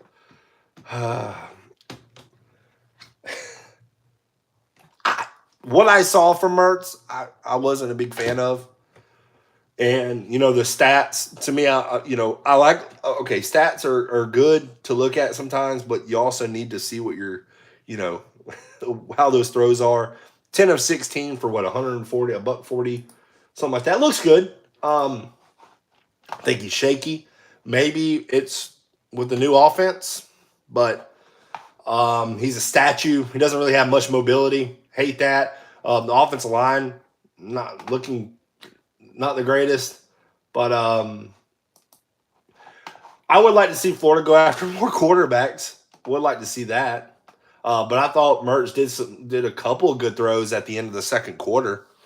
Would like to see if they put him in some more. And because just a couple of good throws doesn't mean, that one to Pearsall, it was a punt. The slant route, I've seen that 15 times on Twitter. They showed the same slant route. So I would like to maybe take a shot to one of the freshman quarterback or wide receivers. You know, if okay. I also want to see the defense kind of light him up a little bit because when they lit him up, he was scared and he started getting tippy-toe a little bit. I would like to see them get that pressure again and light him up and see if he still has that same confidence. So, see, positives of this game have been the defense line looks strong, plenty of depth. Big Dez doesn't even start anymore. Caleb Banks, Cam Thomas, you mean Cam Jackson, look very good. I believe you mean Cam Jackson. My buddy is a Wisconsin fan and compares him to Nathan Peterman. Yikes. I don't know if I would go. I don't know. I mean, I don't know.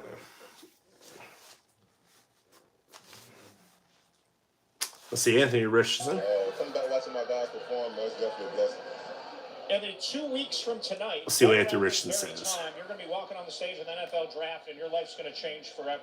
How anxious? What y'all think Anthony Richardson going to be drafted at? Top 10? I'm just ready to put my suit on. I think somebody will. I don't know where I'll end up, but I'm just ready to play ball again. Is there a bit of a helplessness these last 2 weeks? You can't do anything to improve your stock anymore. How are you approaching these last few days? Just keep being myself and not visit teams. Being myself, being authentic, and just let them know who I am as a person, and let them know who they're going to get. So, just keep you talk about consistency. I think that's been I think that's been across the board of all the quarterbacks is consistency. Here we go. Andy Jean taking the kickoff, cuts it to the middle of the field, but he's going to bounce it to the outside. I think they're going to call him down at around the 30-yard line, man. Andy Jean, I want to see him with a big catch. I want to see him with a big catch and run. Let's go.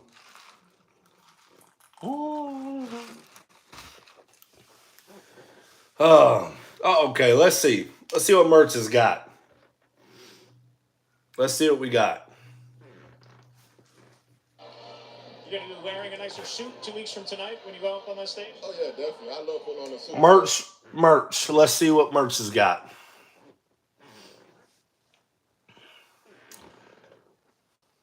Playing with the blue team. Let's see what he's got. All right, here we go. Pistol set for Mertz. Burke in motion. There's the snap. We're going to have a pass. Deep pass. And it's going to be underthrown. Again, there's the consistency. This is, it's just Aiden Mazzell, man. Aiden Mazzell is a speedster. Come on. This is why I don't get overly excited about a 10 of 16. It's like, dude, okay, you could complete the short passes, complete a deep ball. Like, it's just not like they're underthrown. Come on. We got speed. We got speed, guys. We got speed in the wide receiver position. Don't have arm strength to get it to them. That's what I did want to see. I want to see the arm strength of these guys. All right, here we go. Yeah, there we go. Give it to Cam. Yeah, and it's got going nowhere. Defensive line with Big Dez Robinson in on the tackle. Big Dez with Watson. Guys, my goodness. That defensive line is just eating up. Jesus. That's a one-on-one. You have Aiden Mazzell one-on-one. He's a true freshman, but that guy can fly, dude. Yeah, I just hope Aiden Mazzell does not get frustrated. Here we go. And it's going to be damn near almost intercepted. Jesus Christ. But we do have a flag. Looks like might be pass interference. I don't know how it's pass interference. It looked like he broke on it pretty good. But Sedaris with a great catch. Pass was broken up, pushed up in the air. Let's see what they're going to call it on. Let's see. All right, it was a comeback route. Oh, a little face mask, but the ball was out. But great catch. Again, Sedaris with a great catch. It looked like it was going to be intercepted. But a face mask, which was the right call. So give a first down. But again, a poor pass by Mertz.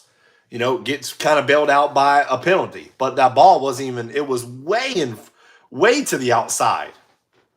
So cross midfield, twins to the bottom, single receiver to the top. Can Mertz get a good placement of a ball, man? All right. Ty Bowman in motion and loses the ball. Mertz cannot even get the ball. But again, Miller was having that same trouble. Miller was having that same issue. Was it a low snap? I like to see the. Is not playing tonight, utilizing some backup. 2nd and 17. I would have liked to see. I don't know. I don't know if he just dropped it or was it a low snap. Struggles offensively and the lack of rhythm when you're not able to catch the snap, when you're not able to anticipate that it's going to hit you in the hands. Oh, so it hit him right in the hands. He just dropped it. Okay, makes sense. All right, Mertz. Okay, he can do a handoff, right? There we go. There's Cam. Cam Carroll with a nice carry to the right. Gets it more third and manageable. Probably 3rd and 8, 3rd and 7. Mertz, of course, ended the first half great. And starts the second half not so great. See what we got right here. Let's see what the defense does. Well, they light them up. See, I do like how the defense is lighting them up a little more. Let's see what he can do. And puts that pressure on them. I like it. Let's get them uncomfortable. And there we go. That should have been a sack, and it was. Wow. I tell you what, great edge pressure. Great pressure on that left side, guys. Holy shit. I saw that little dip, looked like a Von Miller little dip. Offensive lineman couldn't even get his hand on him. Who was that? Would like to know who that was. That was a sweet fucking move, dude. That was friggin' sweet. Who was it? Will they tell? Will they show it? They didn't show it again. Show a cool. I get it wasn't like a sack, but there we go. There's the punt. Is away. Fair caught at around the 13-yard line. Will we see a Max Brown sighting, guys, or is Jack 4 of 10 Miller going to be coming in? Come on, let's see a Max Brown, guys. Max Brown. Brown. Maybe he hadn't put his best out there yet. Come on. Consistently, but this is a guy that's going to be drafted in the first probably 3 or 4 picks of the draft, and when you can make that kind of money, come on, you go take it while you can. Let's Whoever get. drafts him has got to be patient with him. I don't think you put him in the Come on. Come on. Here we go. What? Stop it. Oh my! They're comparing Anthony Richardson to Josh Allen. I guess in college, yeah, you're gonna make him look good. That final college season, I saw a lot of Josh Allen in Wyoming. His last game in famous Idaho. That's interesting. Okay, Jack Miller, pistol set. Oh, running back to the right hip of him. Can't tell who that is. That looks like Montrell Johnson. Jack Miller, nice. Little easy throw. Little hitch route from Pearsall. I like how they're switching the quarterbacks up so they can get, okay, now you get the first team reps. Or you throw to the Ricky Pearsalls now. Ricky Pearsall will be my guy. He's like the little Wes Welker, man. He'd be the guy. I just go, where you at? Pearsall. That's all. All right, single receiver to the bottom, to the top, pistol set. Bet you it's going to be a run play. Here we go. Where's Mantra? Oh, my God. It hit him in the hands. Miller just tosses it. Oh, wait. Guys, it hit him right in the hands. Guys, it hit him right in the hands. I saw that snap because I wanted to see the snap. That hit him right in the fucking hands. Watch this. Watch this shit. I mean, it can't. It hit him right in the hands. Son of a bitch. Holy shit. Oh, my God. Man, I'm sorry. That's just 101. Like, catch the fucking ball. Very tempting to want to get your eyes down the All right, here we go. Light them up. There you go. Bring some pressure. Okay, Johnson. First down. There you go. I mean, you got 3rd and 2. I mean, I would like to see him run on that on the second now. Hey. Johnson, if he's banged up, get him out. Get him out. If he's hurt, get him out. No. We don't need him hurt. I don't care if it's April. Okay? I don't care. Get him out. He's good. We know what he can do. We don't need to see Montrell Johnson. We know what he can do.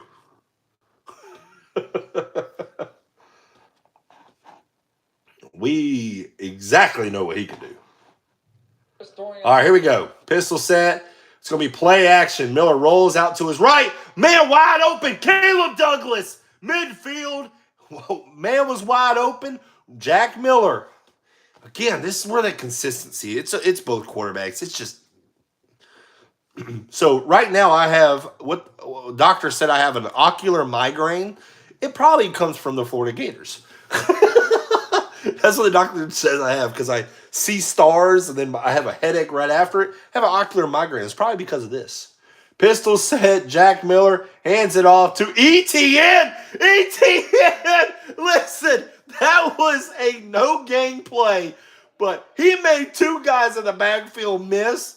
Listen, ETN, man, is just, gosh, give him some blocking. Like last year had some decent blocking, but man, ETN, man, that's not going to show up. It's just going to show up as a 1-yard gain or no gain, but that was impressive. Just how he quit, he's a big guy. He's 212 pounds. Great. Oh, ETN with a great block. Miller rolls out to his right. Got to get it over. And, oh, my goodness. Miller, you just got to throw that one away, buddy. Do not throw. Gosh, Lee, I don't want to see those throws like that. Ugh, those you just got to just toss in the freaking stadium. Don't throw those. Incomplete pass going for Caleb Douglas, but whew. I like the defense, though. I like the defensive scheme. It just got a different feel this year. That's a pick 6 in the SEC. It is muddy waters. That was a terrible throw. You don't throw that. Miller, 3rd and 9. Here we go. Looking. Steps up. Throws a dart to Jackson right across the middle. But are they going to say he was sacked? One of the defensive linemen put his hand on Miller and then stuck his hand up. I don't know if they're going to call him a sack. Pressure off the left side. Let's see. Nice job by Sapp. But I just... 4th down. Yeah, they're going to call him sack. Sapp. Sorry, Sapp with the... defensive line. Spring practice, you would like to see if the quarterback can get out of that. But it is what it is. 4th and 13, here's the punt. Tied 7-all. And there's the punt. And fair caught by Ricky Surehands Pearsall. Man, wasn't he a get out of Arizona State, guys? Ricky Pearsall is just, I mean, he's been a luxury to have at the wide receiver position. Adding the young guns with Aiden Jean, Aiden Mazzell, and whenever, people forget, or I don't know if they forgot, Eugene Wilson's a guy, whenever he gets on campus, dude's going to be a stud, electric player. Some people actually think he's one of the better receivers. You can make an argument. I think Aiden Mazzell, just with the, to me, is upside. That's what I think. Defense is rocking, Robert. It really is. Let me put this back on so I know it's coming. Let's see. Breaking. Yep. 4 Gators have landed commitment. Safety Xavier Filisami. I think I'm saying his name right. But, we were just talking about that. Number 2 safety in 2024. What's the class now looking like for the 2024 class? Do y'all know? Let's see. Let's go 247. Hey, can I get a sandwich? Let's see what we got here. All right. Let's see. That's 2023. Let's look at the 2024. Florida's got to be pretty high by now. I don't know if they've updated. Let's see. Let's see. Number 12 right now.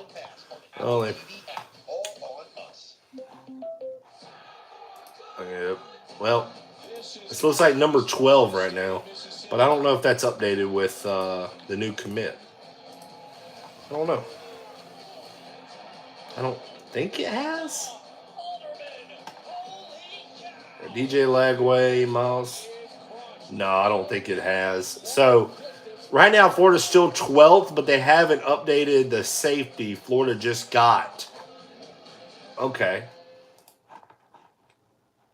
So, interested to see how that goes. Welcome back to the swamp. This is the place where the fun and number 36 in composite. Nice. Like that. Yeah, not updated. So, I wonder if that'll put Florida in the top 10? Because here we go. Blue team, Andy Jean. Andy Jean. Oh, my God. Andy Jeans. My receiver. Oh, my God. He breaking ankles and breaking people's spirits out here. My goodness, Andy Jean. Tell you what, you want to run a screen with that boy? Woo! Yeah, Andy Jean. Again, that's some of the people who are high on Andy Jean. Here we go. Jack Miller. Jack Miller looking, going to roll out to his right. Makes a throw. Aiden Mazzell, another true freshman receiver. Aiden Mazzell, that's the guy I think. So back-to-back true freshman receivers getting catches right here in the spring game. Oh, they're going to call it incomplete. Never mind. So ball was drifting a little bit out of bounds, but I thought he could have caught it. Guess he didn't get his feet right. Huh. All right, 2nd and 10. Did it look like Mertz had to put everything on that throw to get to it, though? It looked like he was launching a rock. All right, pistol set. Here we go. There you go. Hand off to your man, Trayon Webb. Not much doing. In the middle. Spurlock Robinson. Couldn't tell. Number 9 on orange. I don't know who that is. Gain of 2 for Webb. Cam Jackson's took me. My goodness. 6'6", 355. A lot of people wanted him out of Memphis. A lot of people were wanting him. Here we go. Doubles receivers. Mertz, shotgun formation. Trayon Webb to the right hip of Mertz. Here we go. There's the snap. Looking deep. Throwing deep. And it's going to be caught. Marcus Burke. These receivers have to make wild catches. Oh, my goodness. Mertz, get out of here. You didn't do anything. Marcus Burke. Wow, what a catch, dude. What a freaking catch by Burke. And it was pass interference.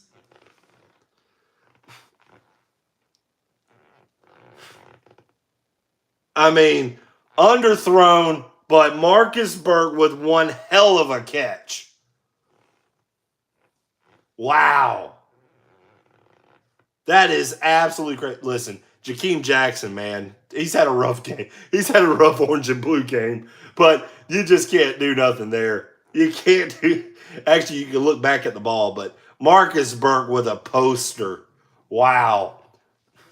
Pistol set. Mertz can't even hold on to the ball. Finally gives it to Trayon Webb to the right side. Looks like we're going to have holding on the offensive line. What's up with these quarterbacks not holding on to the ball?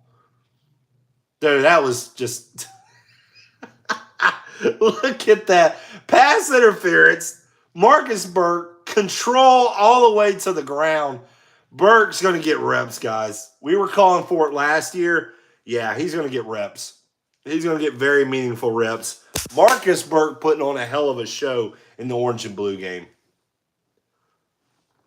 Wow. Just, I mean, that's absolutely crazy. Pinning it to the defensive back's back, dude. Absolutely. Just unreal. All right. What can Mertz do right here?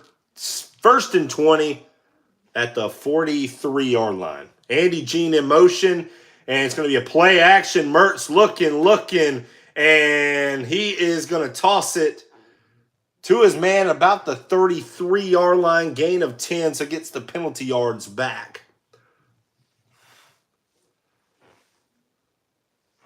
Man, Marcus Burke's touchdown in this game. He's just been, he's been one of the, he's got to show out. There's a ton of up-and-coming receivers. He's got to put something out there. And he's coming up big in an orange and blue game. Gets a lot of coaches looking like, okay, here's Burke. All right, there we go. Number 20, Jack Pyburn with the trail. Right, a loss on the play. Jack Pyburn, listen, one of those 2022 class guys who was very underrated, 3-star defensive end edge rusher. Listen, this guy can be something special, and he's trying to put it together. Listen, last year he showed some flashes, got to be putting in some games and flash what he can do. Was trying to prove that he wasn't a 3-star, that he was rated. I like his motor. It looks like Orange is trying to throw some pressure right here. Doubles receivers for Mertz on 3rd and 13. There's the snap. He's got some pressure, and he's going to be tossed. Andy Jean over the middle. Red zone. Andy Jean sits right in the zone, finds a wide open space, and Mertz puts it right in. More of a floater. I think his hand might have got hurt or might have got hit. But Andy Jean wide open. Somebody did not do their job on that one on the defensive side.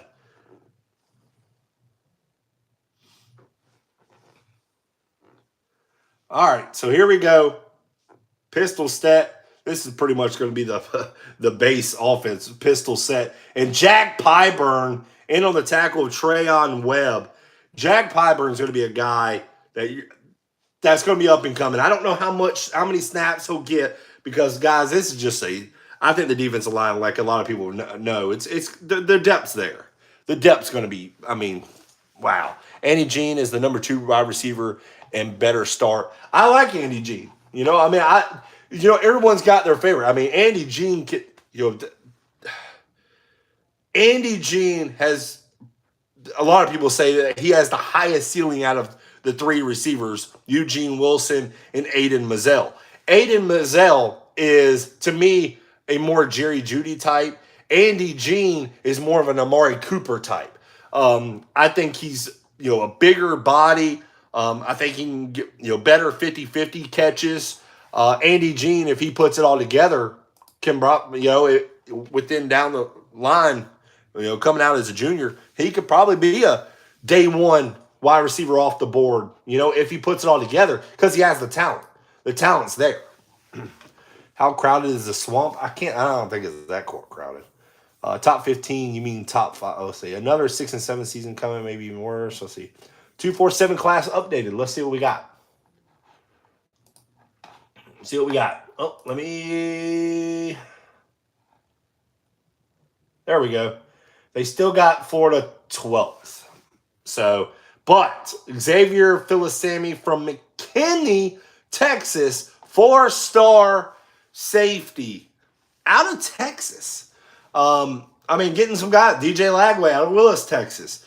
Now, I mean, the top 2 recruits for Florida are out of the state of Texas. So going into a different state and picking out really good players. Oop, almost destroyed my camera there for a minute. So, hey, this is awesome, guys. You know, very high rated recruit, dang near almost a 5-star recruit. He's second at his position. So, hell yeah. Let me put that on so I can hear it. So hell yeah. Wait, the rankings haven't. Blake, I have not. It just says still 12th. Still shows 12th. It says overall rank 12th. Yeah. So, yeah, I'm clicking on it now. Yep. 247 still shows 12. I mean, but it does show Xavier in. 1, 2, 3, 4, 5, 6, 7 recruits now in the 24 class. So, no, I think I'm hitting the camera with. There it is. So I had to dress up like the Easter Bunny. Luckily, there was no video of it because that'd be embarrassing. And the Easter Bunny costume is like right here. Like, watch. I'm not joking. Like, literally, there's Easter Bunny. Maybe I should put the. On the sidelines tonight in a tie. Maybe put the bunny costume on. Oh my God, Mertz above his head. He can't even pick it up. What is going on? Jesus, guys. Yeah, that's kind of been the theme of the night. We talked about the blitz. All right, let's see. Was it him or was it the snap? Poorly received snaps. The offense just struggling to do the basics right now. Third 24. I mean, Time to have a scoring drive. You're down in the red. Jesus, guys. I'm about to put the bunny suit back on. What do you say this thing's going to be age discreet? Let's see. All right. Mertz. Oh, my God, dude. What is up with these snaps? This is awful. This is awful. TJ Searcy with a fumble recovery. It was an easy fumble recovery. Orange team will get it back. Quick shout out while we have a moment to. How do you? I mean, listen. Mertz should have had maybe the second down one. There's no way he was getting that one. I can't even put that one on Mertz.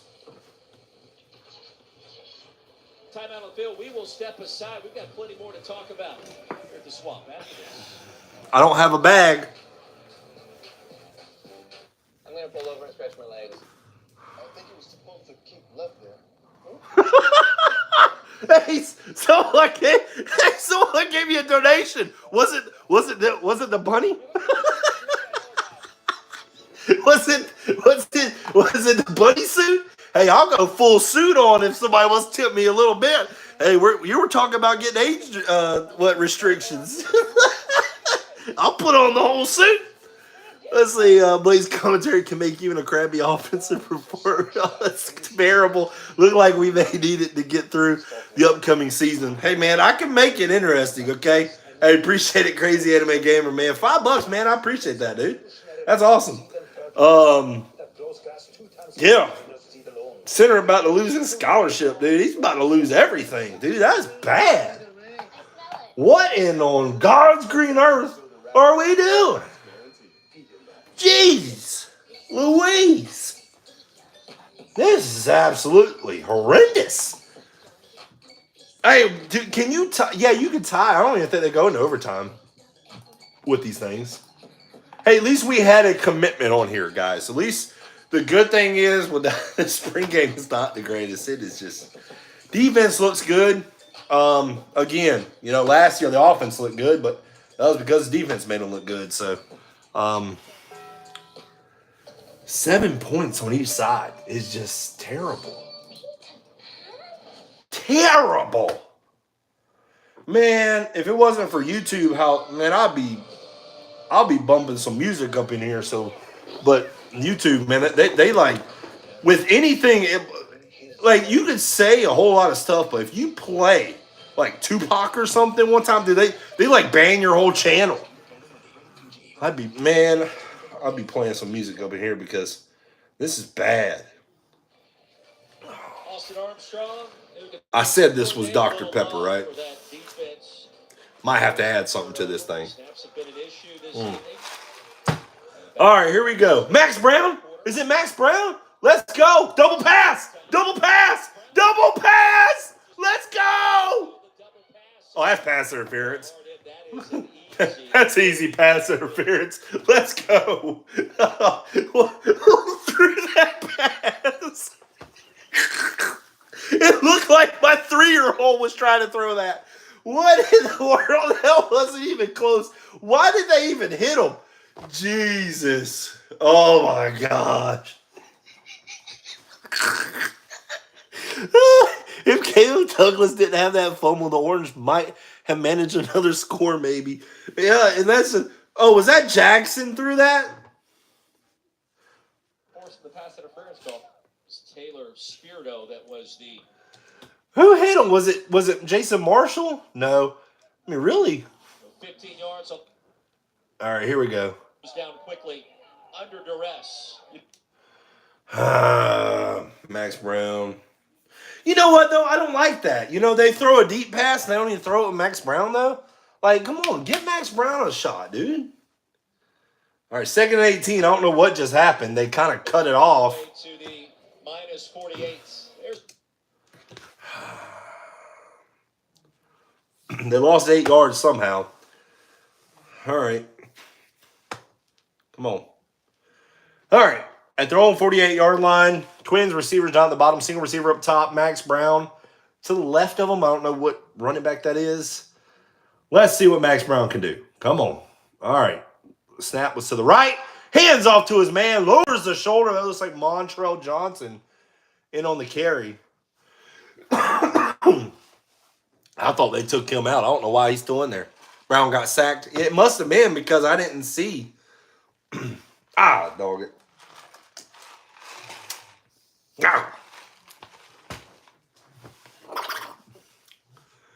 Dude, Napier cannot be happy with this offensive performance, dude. There's no way. I mean, you could take some good things. I mean, he's going to say, I'll take good things and there's bad things. A lot more bad than good. I mean, 7 points on each side. Just, come on, Max. Come on, Max Brown. 3rd and 15. Let's see what he can do. Single receiver up top, bottom. He drops back. Looking. Over the middle. Complete. Right at the sticks. Big throw.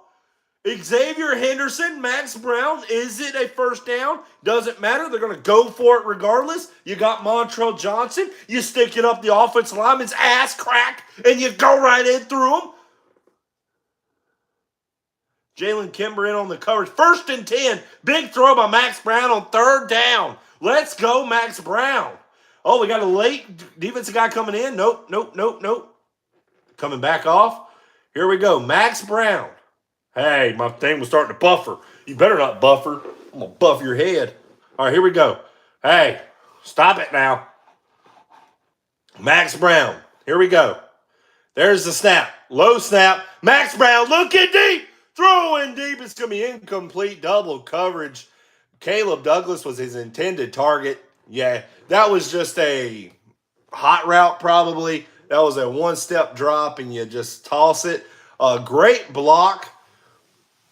Great block by the offensive lineman. Taking out Boone, number 12. But 2nd down and 10. Let's see what Max Brown can do right here. Let's see what Max Brown can do. Max Brown, this is your time. This is your time. Twins receivers down at the bottom. Let's see what the defense plays. Looks like I bet you they're going to do a zone. I bet you they're going to do a zone. They're going to try to fool him. Oh, they're bringing pressure off the slot. Kimber coming in hot. Gives it to Johnson. Oh, I thought he was about to bounce it. It looked like he was about to bounce it. Sharif Denson in on the tackle. Number 0. Oh, man. Sharif Denson with a great open field tackle. Montrell Johnson is not easy. Not easy to bring down. Sharif Denson in on the tackle.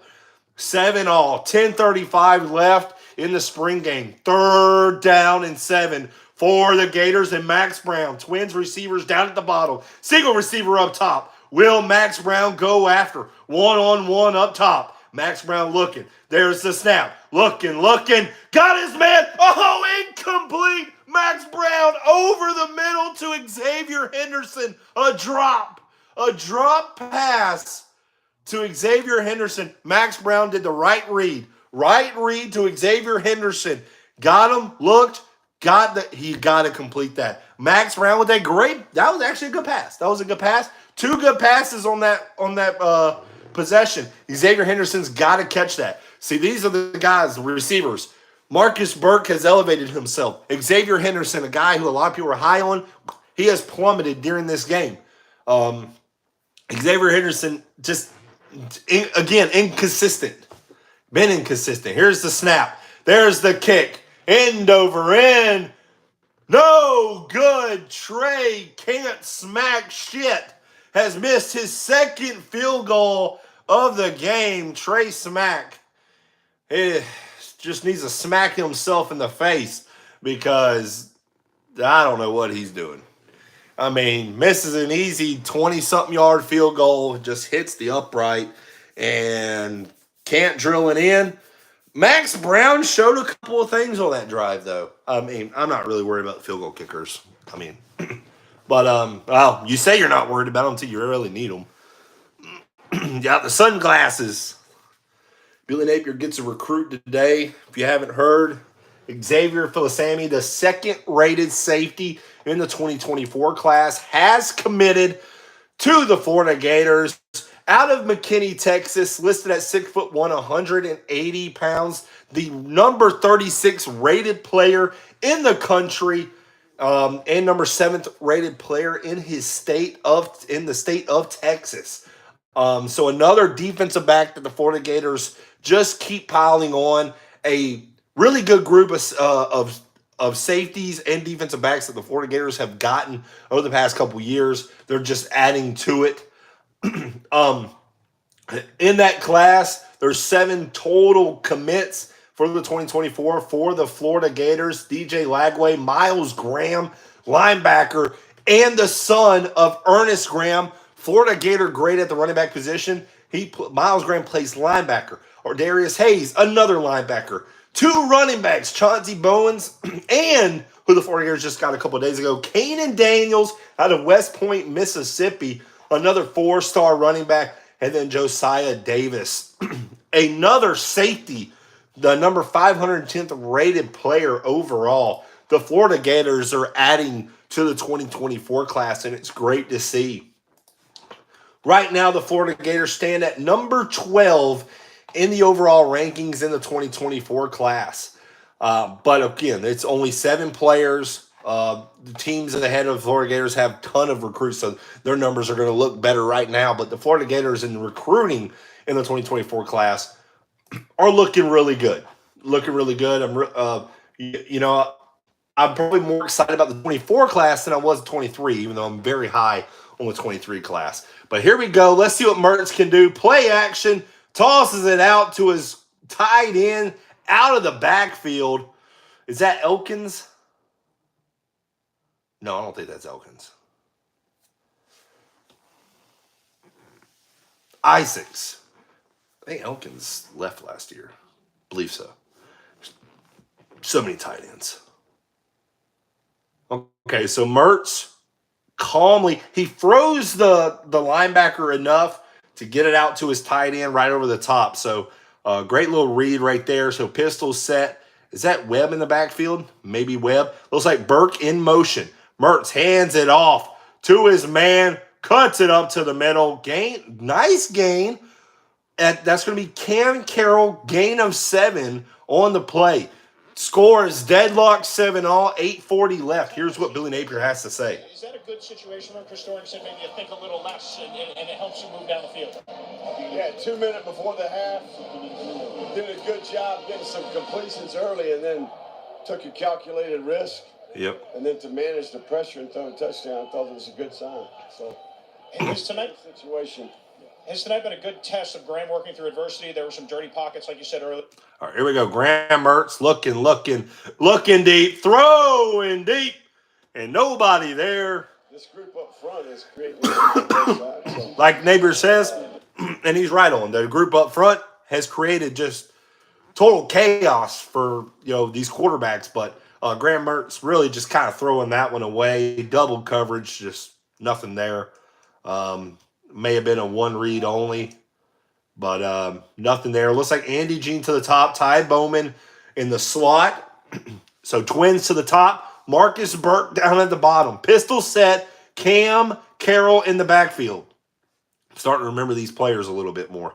So there's the snap. They're going to hand it off to Carroll. Left side, but this defensive line, Jack Pyburn and Kelby Collins in on the freaking tackle, guys. Young guys making plays in the orange and blue game. Look at them. Look at it. Oh, man. I mean, just so excited right now. Defense coordinator is going to berserk. He loves it. But great pursuit. Defense line. Kelby Collins, guys. I'm telling you, true freshman defensive lineman.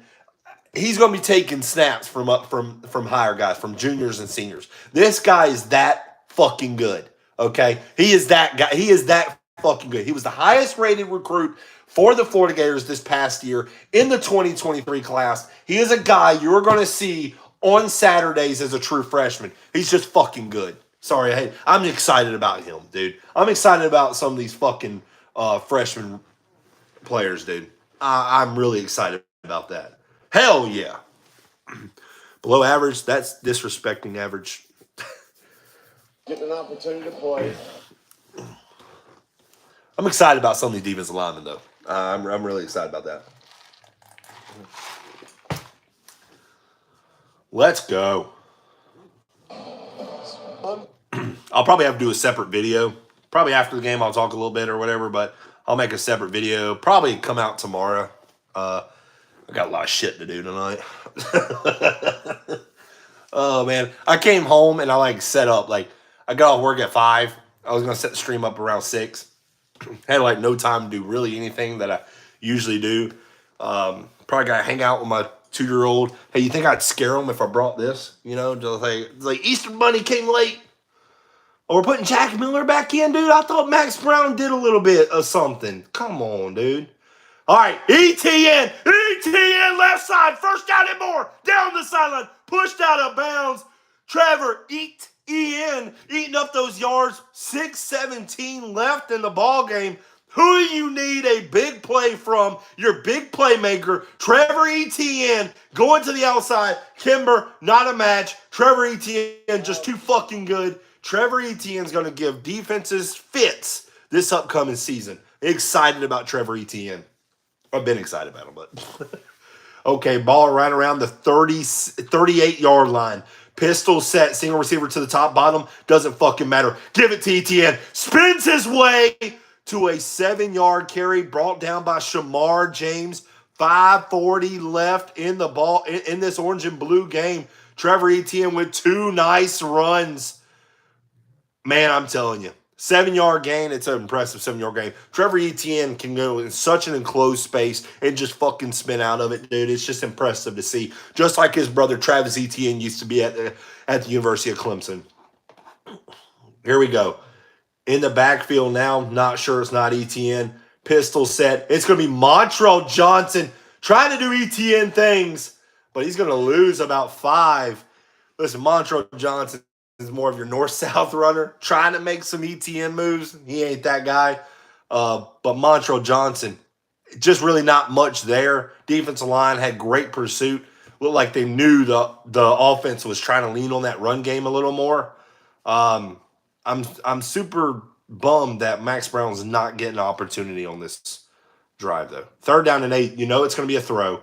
Jack Miller doubles receivers. Montrell Johnson to the right hip. 3rd down and 8 right at the 40-yard line on their own 40. Let's see if the defense is bringing pressure. Looks like it's coming off their right on the left side. Here it comes. Pressure. Miller. Looking.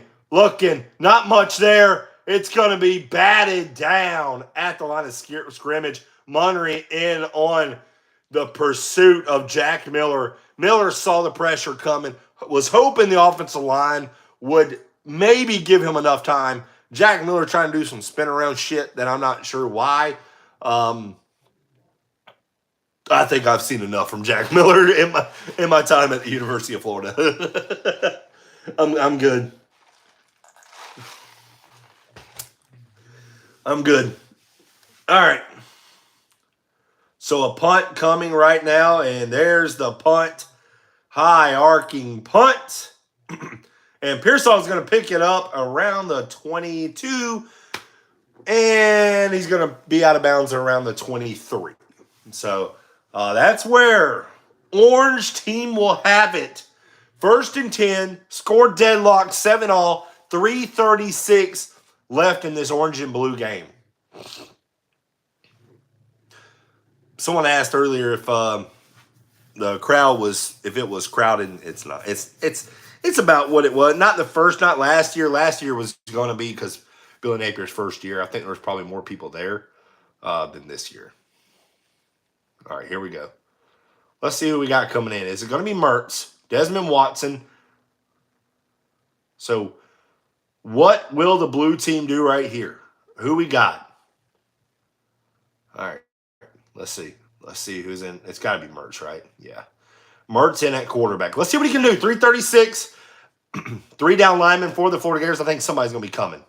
Yep, here we go. Late linebacker coming. A little bit of a high throw brought down by number 86. Oh, that's going to be Livingston. One of the tight ends from last year's class. Tony Livingston, a redshirt freshman. I thought he was going to play tight end or defensive end. They didn't know. I guess he converted to, or he was going to stick with tight end. I think he could have played on the defensive side too. Here we go. 2nd and 7, 3-yard gain for Tony Livingston. Mertz, there's a snap. And a little bit of a throw to the outside of Livingston again. And another 3-yard gain. So now we're coming up 3rd down and 4 for Mertz. Let's see what he can do right here. Yeah, did you hear the 5-star safety? I think he's a 4-star, number 36 player in the country, number 2 safety in the country out of McKinney, Texas. Xavier Filisami, I think I'm saying that name right. I'll look and make sure before I make another video. Trips down to the bottom for Mertz. 3rd down and 4. High snap for Mertz. Mertz going to his right. Makes a throw. And it's going to be incomplete. Can't make it on the run because he's not that guy. But Mertz trying to make a play. You got a punt here. 2:25 left. Yeah, you're not going to go for it. Oh, let's see what Billy Napier's got to say. Billy Napier now try to figure out what to do. Nope. 2:25 to go. That's somebody else. I thought they were going to talk. Mertz with another 3 and out. Max Brown. We got to see Max Brown, right, guys? Max Brown. I mean, for the small sample size of Max Brown I saw, I got more excited to see Max Brown kind of sling the ball. I think he adds a different element. I think he's at least a better athlete than a lot of than the other two. At least because with the offensive line, you got to get out of pressure. So I would come on. It's going to be fucking Jack Miller. I want to see Max Brown, guys. I really did. Graham Mertz just, I don't know. He's smiling over there. Just not very good on the offensive side at all. There's been flashes, but I mean, we knew last year at least we had something in a quarterback. It was going to give us something. I'm not feeling that this year. I'm just not. I don't feel it. This is probably one of the years that I'm like, I'm really cautious of these quarterbacks. I really hope they add somebody to at least give some competition, because I feel like, oh Jesus Christ, seeing Jack Miller. I mean, and wide receiver screen again. I'm having flashbacks of bad wide receiver screens. But I'm just not. This feels like the Applebee stages of quarterbacks. Like, and I feel like there's nobody there's nobody that's taking it, and this guy's just well above everyone else. You got a problem when that happens. There needs to be a quarterback that just takes it where I'm just that much better than you. Here we go. Jack Miller staying in the pocket, and he's just going to be sacked. It's just. It's just,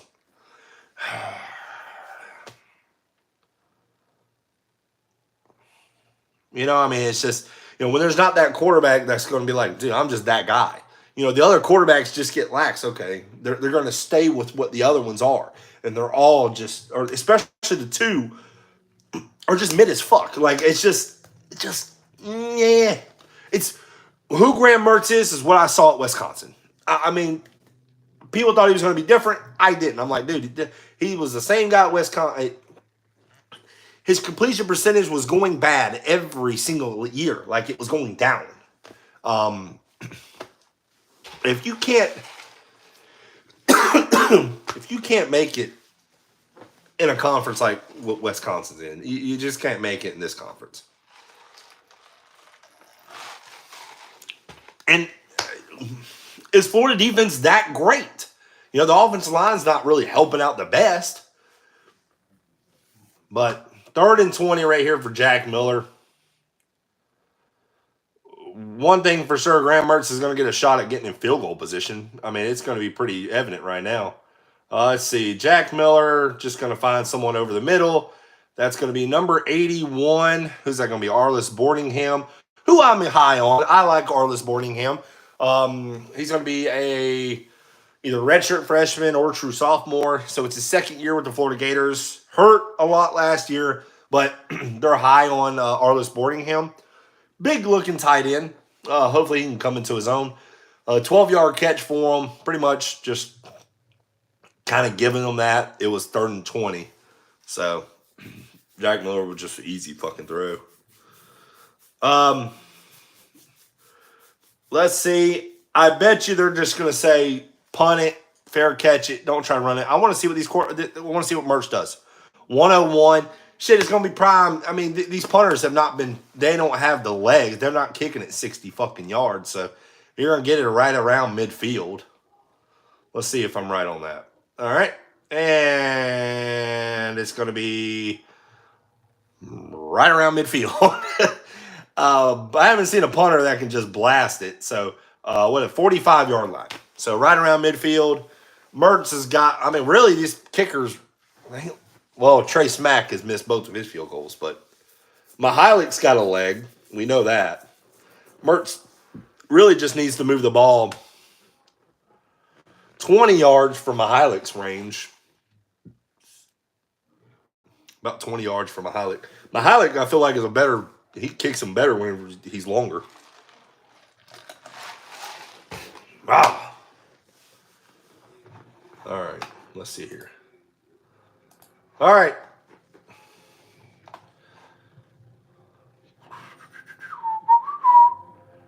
They got Anthony Richardson projected number 3 overall. That's crazy. All right, 55 seconds left in the ballgame. Deadlock score 7-all. Here we go. Graham Mertz, Twins up to the top. Mertz, play action, and that looks like it was going to be sacked, but they're just going to let him go. He would have been hit right there. Yeah. I mean, dude, you ain't Anthony Richardson. You ain't going to be moving like that. You got to get rid of it. You were going to be hit. So time's going to roll like it should have, so they're going to call timeout. I mean, that's situational awareness right there. I mean, you're taking a 2-yard gain over just throwing the ball away. You would rather throw the ball away right there and keep your timeout. 2 yards does nothing. A timeout's way more important at that point in time. And time and time would have been more valuable. So, time rolls off the clock, just situational stuff. It's just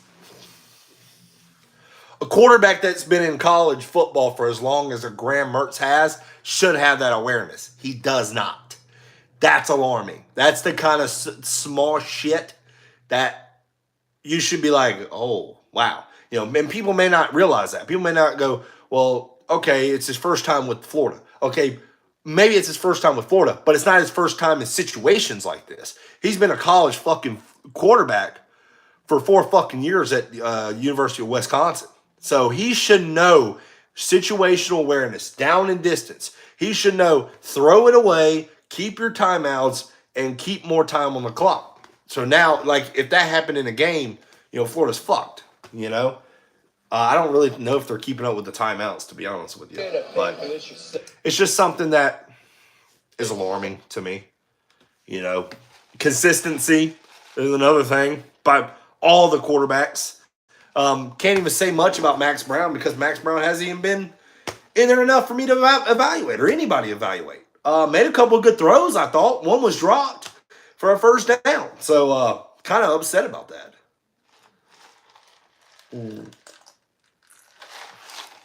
So, a little irritated that didn't get to see Max Brown a lot. I felt like, okay, if you're wanting to observe Graham Mertz a little more, that's fine. Jack Miller was so shaky. I mean, he was the worst of the two. Go ahead and give Max Brown his reps. That's just my opinion. Let's see. Will this thing go in overtime, or I think it just ends in a tie? I'm not gonna lie, bro. I've never usually feel this about our team, but this team definitely feels like 6-6. Like I said, Colin, I told a lot of people, I was like, listen, don't get offended by my schedule prediction whenever it comes out. This was before the spring game. I wanted to wait until after the spring game, so I just got to see some of the players. I think the defense has exceeded my expectations, but I don't know if that's because the offense is that bad. So here we go, Graham Mertz going to his left and just nothing there. Nothing there. Graham Mertz. 3rd and 8. He's got to do something. He's got to do something. This has been just a lackluster.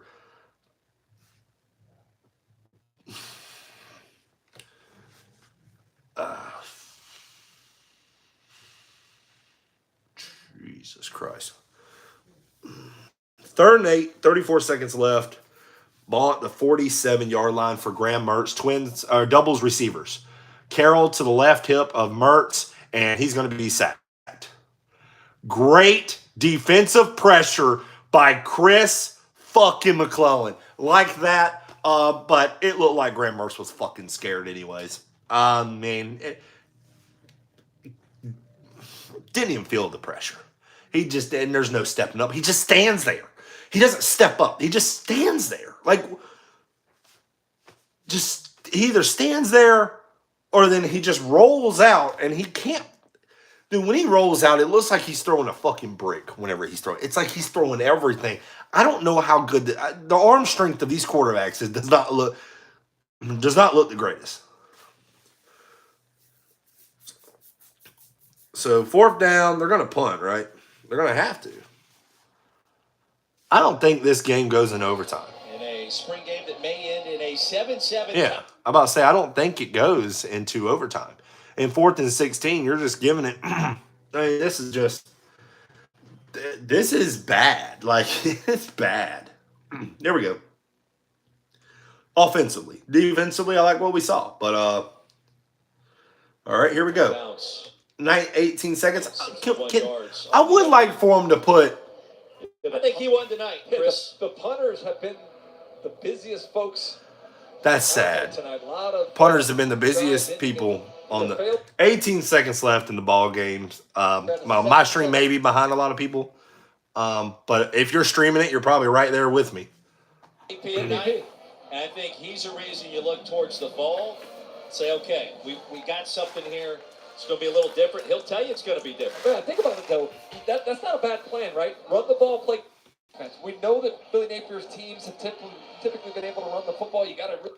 I don't mind that. Going physical, run the ball. But the problem is offensive line there for you to run the ball like that. That's going to be a big question mark to me.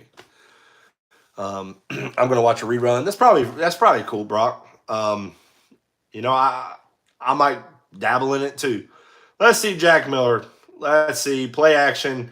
He tosses it to Montrell Johnson. He gets a catch down the sideline. 9 seconds, 8 seconds. Time should stop. Time stops, so they may call a timeout. Just yet. Game-winning field goal attempts here. But like towards the end of the orange and blue game. 8 seconds, enough for one play. Enough for one play. Get about 10 yards, see if a kicker can make it. Here we go. Jack Miller, there's the snap. Throw it. Down. Now, rid of it. Johnson up the middle. 32, 30-yard line. Timeout with 1 second left. Oh, the clock operator. I think we have 1 second left. Who is that individual? I'm pretty sure we have 1 second left. On the clock when the timeout was requested. Of course there is. This is a 30-second timeout. Nobody wants to end it. We have 1 second left. I think it's Trace Mack. Is it Trace Mack? Or is it Mihaly? Well, the pressure mounts for this one last opportunity. Who is it? To break the tie, and it will be Trace Mack. Trace Mack. Can he redeem himself? Be the hero from 46 yards out. Trace Mack is 0 for 2 today. Yes, he's got the leg. We got some. Trace Mack's got the leg. He just hasn't had the accuracy. Sweet redemption. I'm gonna go positive as well. I'm going to say he does it. I just feel like it's got to be a storybook. Okay, here we go. Here we go for a 46-yarder. We're looking at a 46-yard. 46-yard field goal for the win. Down the middle. Field goal is good. Jack Miller gets his team for a field goal. Jack Miller. He outplays Graham Mertz, in my opinion, because no one did. No one looked good in this game. This looks, the 3 points they're getting looks like the Oregon State game to me. But I said he would make it though. Trace Mack down the middle. A lot of people, last year when Florida got him, they were high on him. Let's see what Graham Mertz has to say. What did it feel like to be out here tonight in the swamp? Man, it was definitely different. Looking out here, seeing all the orange and all the blue, man, it was a different experience. But I mean, I'm more than blessed to have this opportunity. So, great team, great coaches. Yeah, I've heard enough of him. So, Mertz, 18 of 29, 244. Jack Miller, 10 of 20 for 144. Both have a touchdown apiece, no interceptions. But if you watch the game, it wasn't really that good. I don't know what to say. I really don't. I feel like I thought some of my questions may have been answered, but I think I've left this orange and blue game with more questions. Like, are we going after more quarterbacks? Because I don't like it. I don't know. There is no way we keep our scoring streak alive this year from Rob S. I see Kelby Collins as a starter as a freshman. Brock, dude.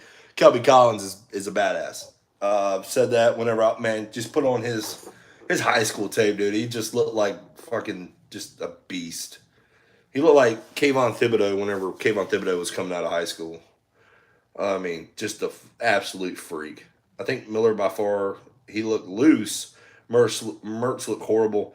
Yeah, Miller just inconsistent. Center play, bad snaps. They were, a bad thing. But both quarterbacks had a problem even catching the snap. Are y'all satisfied or not? Brock, it's just, you really can't take much from a spring game, like how your team is going to be. But you can look at where your team is at right now, and it's not the greatest. Your quarterback position, the position that you want solidified, I feel like it's still a three-man race. I would have liked to see. Go to Carvana. Enter your I would have liked to see more Max Brown. the spot and pick up. Oh man, let me get that off. But it's all right. You know, I feel like the offense is going to be like this bunny. You know, it's going to be kind of soft. Okay, it's going to be kind of soft. But I feel like the offense is just going to be kind of one-dimensional. It's going to be running the ball and hoping the defense stops the offenses. The problem is there's going to be some good offenses that the Florida Gators are going to have to try to stop on defense. So, skeet hand. Did he? Did Austin Armstrong did the skeet hand motion? That's awesome. Can we still get that quarterback from Coastal Carolina? Nah, I doubt that. I doubt that. How can you win like this? Defense is on point and no Brown on the ground. Yeah, I'm kind of upset about that, but let's see. The fans are very concerned here. I feel like after this, Billy Napier has no really choice but to look into the transfer portal at more quarterbacks. Grayson McCall for the win. Yeah, Grayson McCall from Coastal Carolina. But I feel like, here's my take. Offensive line does look a little shaky to me. Again, offensive line is not something. Defensive line is not as complex as an offensive line. Offensive line, you got schemes, you got zone blocking, you got read blocking. There's so much stuff, and then you got calls. So I mean, you all got to be in unison. Offensive line is very, very tough. A lot of people do not realize that. Quarterback, it's all about thinking. Well, an offensive lineman, I mean, you're thinking all the time because you're like, okay, what do I need to do here? Do I help block on the inside? Do I go up to the secondary if it's a run? If we're running the ball, like there's so many schemes that come with the offensive lineman, and then when a quarterback checks it off, then you gotta remember those checks. So an offensive lineman, it's tough. So it's hard to say that this offensive line sucks because offensive line it just takes time. I don't think you can do that in just a spring game. I think you have to do that whenever fall camp rolls around. I mean, you're learning this in the spring, but when fall camp rolls around and you get more acquainted and better unison. So we'll see. I think the offensive line has some monsters. The defensive line they have literal monsters. It looks like Cam Jackson, Kelby Collins is a guy that's just going to be a starter as a freshman. As a true freshman, dude's just fucking legit. Caleb Banks, the Louisville transfer. Will Norman. I mean, you just got guys out there that are just behemoth. I mean, just big old. They're not like they look fat, but they're just muscular dudes in there, and they can run. They can move for big fucking men. Also, the starting five tonight probably won't be the starting five in the fall. Probably not. Get Grayson McCall from Carolina, a tutor, and we can help him make the grades, but no coach said he has a better plan. Let's see. Keep your eye on the Ole Miss situation with Jackson Dart, Spencer Sanders, and the five-star quarterback from LSU. Oh, goodness. I can't remember that. I can't remember the quarterback's name. Someone is going to transfer, plus Georgia's situation with 4 five-star quarterbacks. Someone will enter. I think so. And I think this – but I just hope Billy Napier is not dead set on some of these quarterbacks. Listen, I get that maybe your plan is to have a physical defense, going back to the old Florida style, getting this physical defense and just running the fucking ball, make these games 20-13, going back to old school ways. I don't see you doing that in the new era of college football. I think these teams are too good on offense. But I think the offense is going to need a better facilitator. Listen, if you want a game manager, I'm not. Listen, it's worked out for some teams just being a game manager. But you have to have an element to that quarterback. And I don't think a lot of these quarterbacks, I didn't get to see much out of Max Brown tonight. And I haven't got to see much of them in general. I've seen enough of Jack Miller. I've seen enough. I saw him last year in the spring game, saw him in the Oregon State game, and now in this spring game, I've seen enough. I'm good on that. He's got his shot. I think we've gave him a fair shot. To try to take a hold of the quarterback situation. But Graham Mertz was supposed to be the guy that was like, okay, this is going to be your starter. He didn't do anything that told me that he's going to be a starter in the SEC in general. But with the Florida Gators, I just can't see that. And it's just taking everything in consideration. I think Billy Napier is going to be forced to look into a different direction at the quarterback position. Let's see. Jack Miller needs to lose the chain. He needs to. Maybe he's playing the wrong sport. Maybe he needs to play baseball. I don't know. Jack is whack. Imagine if AR-15 stayed. I mean, it would be. I would like that. Another year for him to develop. But he was getting these crazy. And look what the NFL draft is saying. They're saying that he could be the number 3 overall pick. If you're going to be the number 3 overall pick, you are guaranteed, man, a ton of fucking money.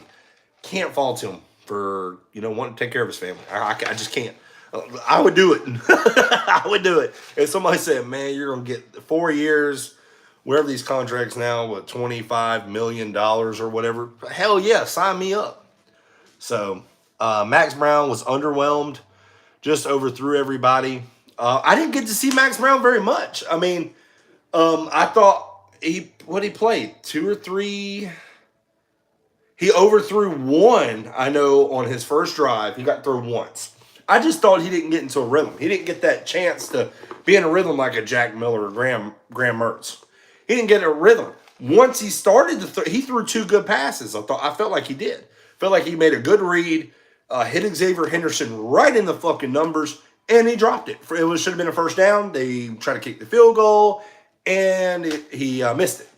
So I feel like Max Brown didn't get much of an opportunity to see what he is capable of, but also these guys are doing this in practice, so we don't get to see a whole lot in practice. Maybe Max Brown has been too inconsistent that he didn't want to put him out there, but I didn't see much from the other 2 guys that told me that they're very consistent. So, inconsistency from both. Felt like Jack Miller's was a lot worse. Probably 2 interceptions one from Mertz. 2, I think Jack Miller should have been picked off. But that's here nor there. I was excited about the spring game. Still, hey, listen, we got to see Florida Gator football for the first time in a while. So. Let's see. Besides quarterbacks in the OL offensive line, Xavier Henderson really disappointed tonight. He really did, man. I was kind of upset about that. Dropped 3 passes. He needs to work with brother CJ and become a corner. Maybe. And CJ Henderson really didn't work out very well at a corner in NFL. As a Florida Gator fan, I kind of said that whenever he went to Carolina. I told a lot of people, I was like, I just don't see him. I think Kyrie Elam, who came out last year, I think he's in a perfect fit with Buffalo. I thought Buffalo was going to be happy with him. I really like Kyrie Elam. But Xavier Henderson really did disappoint me. But Marcus Burke is a guy who showed up big time tonight. Huge fucking catch. Jakeem Jackson got a couple of times. Felt like, man, he just was it the holding call on 3rd down or something like that, and then Jackson just got put on a poster by Marcus Burke. But Marcus Burke with a big time catch. We were asking for him last year. Oh, why ain't he playing more? I wouldn't be surprised if Marcus Burke takes over Xavier Henderson, because you also got these stud receivers. Listen, Andy Jean, Aiden Mazzell, these guys got to be on the field. Aiden Mazzell, I don't think he got to showcase what he could do, but he kept getting penalties on the corners because they couldn't go with him. Aiden Mazel's just too fast. And these quarterbacks couldn't get it to him accurately. Like, they kept fucking underthrowing him. So it was pissing me off on that because Aiden Mazel didn't get really his shot to, showcase what he really can do. And I felt like that kind of, when you got these stud receivers all over the place, you don't have a quarterback that can really get it to them. Kind of just irritates me. Let's see. Funny how the kicker missed 2 30-yard field goals but nails a 50-yarder. Kind of like the same kicker we had last year, Mihalik.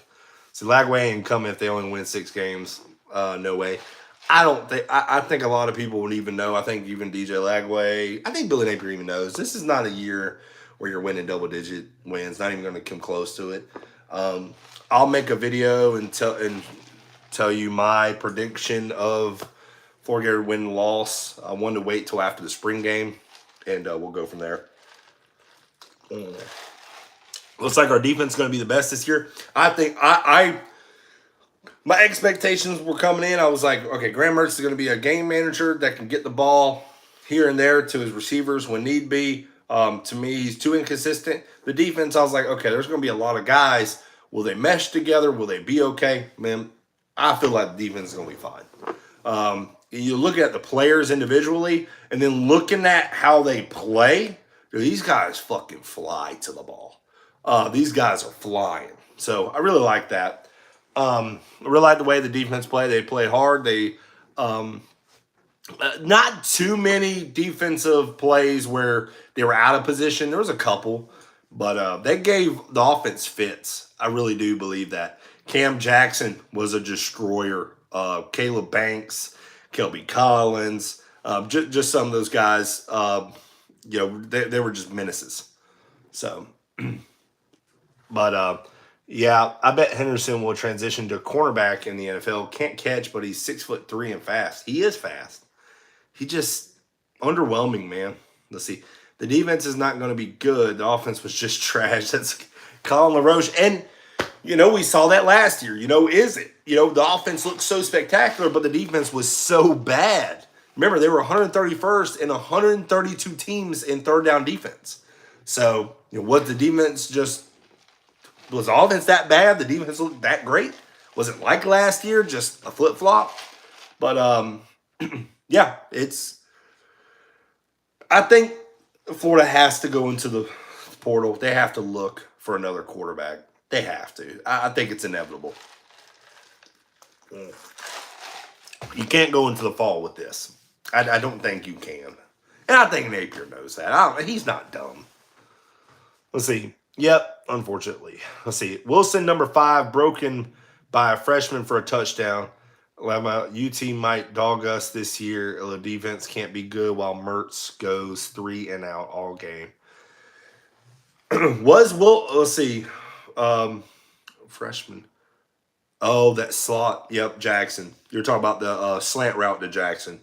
Wilson, yeah. Was that Wilson on him? I can't remember. But like someone said, as always, win or lose, go Gators, and I'm always going to root for the Gators. I don't anticipate a spectacular season like we're going to go for the national championship. I'm always going to root for the Florida Gators. I'm going to always root for them every freaking game. If Graham Mertz is the quarterback, Graham Mertz is the quarterback, and I'm going to root for the Florida Gators. I'm not going to go, well, since they're playing Graham Mertz, I'm not going to root for the Gators. No, I'm still going to root for them because I hope he proves me wrong if he's the guy. I'm always whenever I'm rooting, like when Billy Napier, I wasn't happy about the hire when we first got him. I am not going to root for Billy Napier's downfall. I'm going to root for his success. I may not like the hire, but it's not like I'm going to root against him. Hell no, that'd be stupid. Okay, I'm going to root against the guy that's going to try to make my team better. That's dumb. I'm not going to do that. Why would anybody do that? Nobody's going to do that. So, I may not like the hire at first. I'm liking it a little bit more because of what he can do in the recruiting, getting big-time players. I just see where it's going to go in the future. I see that. Just right now, it's going to be a little rough.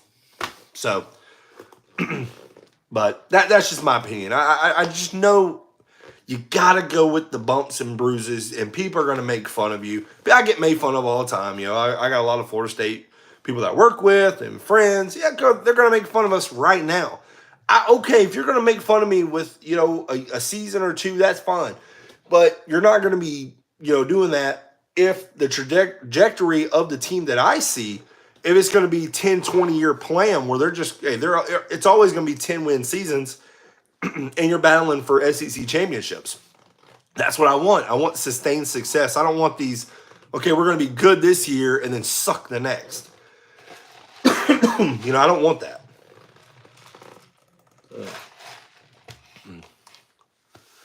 Let's see. Billy needs to stop acting like he's the smartest guy in the room. Go get a quarterback, damn it. I feel like he should.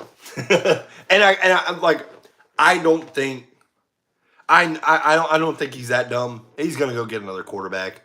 And I think other quarterbacks will be intrigued by this. They'll go and look. Maybe the offensive line's not the greatest, but they look at these receivers. They're like, that guy's pretty fucking good. Those running backs are pretty damn good. You take some of those offensive linemen that were on the other team, maybe mesh them together. Remember, Farmer wasn't playing. Maybe, he might be a guy that could be in the mix for offensive linemen. So, there could be something there for a quarterback to appease them. Wilson will have to play way better wide receivers than Douglas all year long. Caleb Douglas was another guy that, I had high hopes for. The fumble really cost. Mertz was actually doing something in one drive, and then actually he made just one throw. Caleb Douglas. Actually, Kamari Wilson calls that fumble whenever Caleb Douglas fumbled, so Shamar James recovered it. But,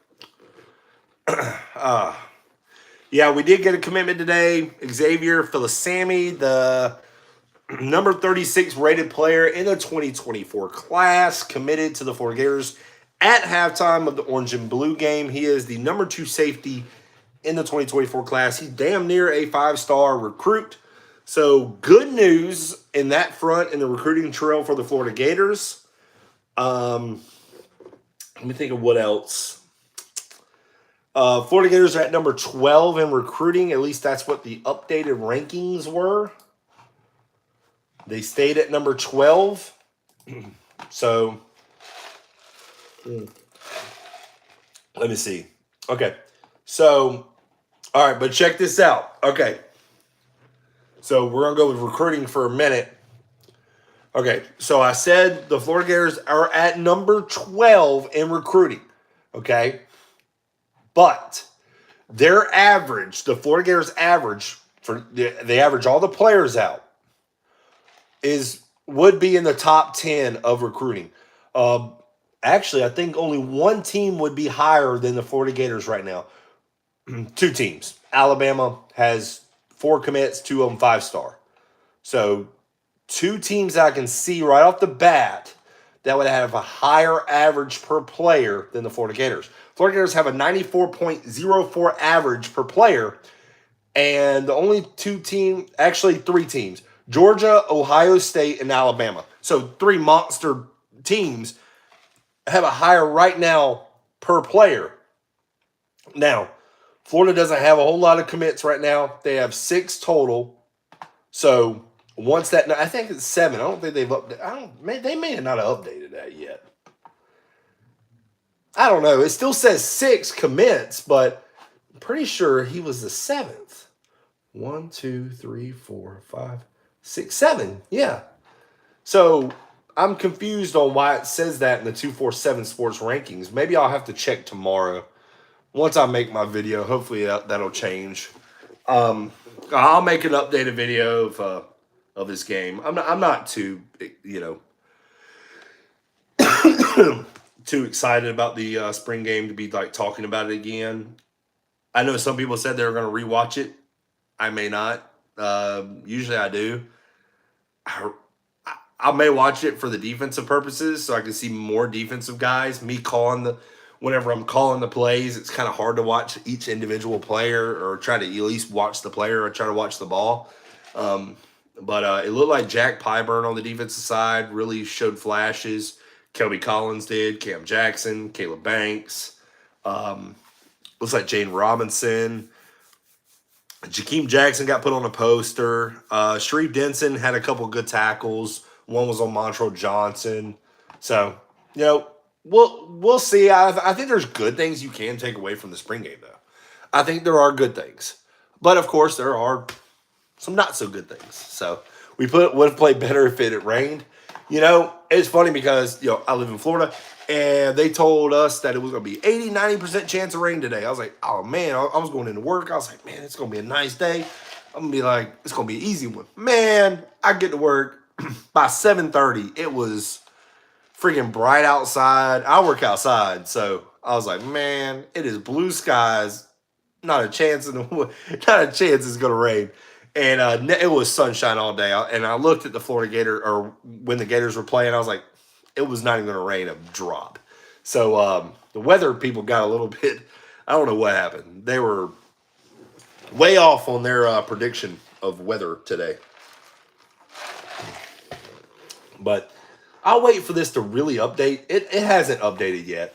Once Florida gets added that 7th recruit, I bet you they're going to climb. They don't have the numbers like Florida's one of the lower, like Georgia has 12, Ohio State has 10 commits. This will be Florida's 7th, but per player, 94, and that's probably going to be up there a little more once they add in Xavier. Dude, that's pretty damn good.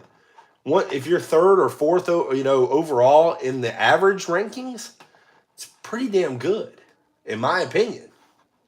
So, I don't know. I like that. I like that we did get a recruit during the orange and blue game.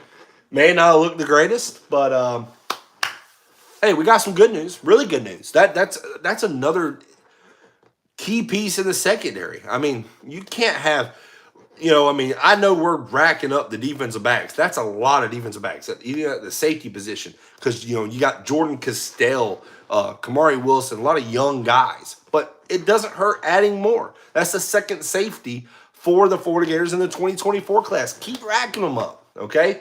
Because you can always rotate these guys out. There's special teams that you can use these guys.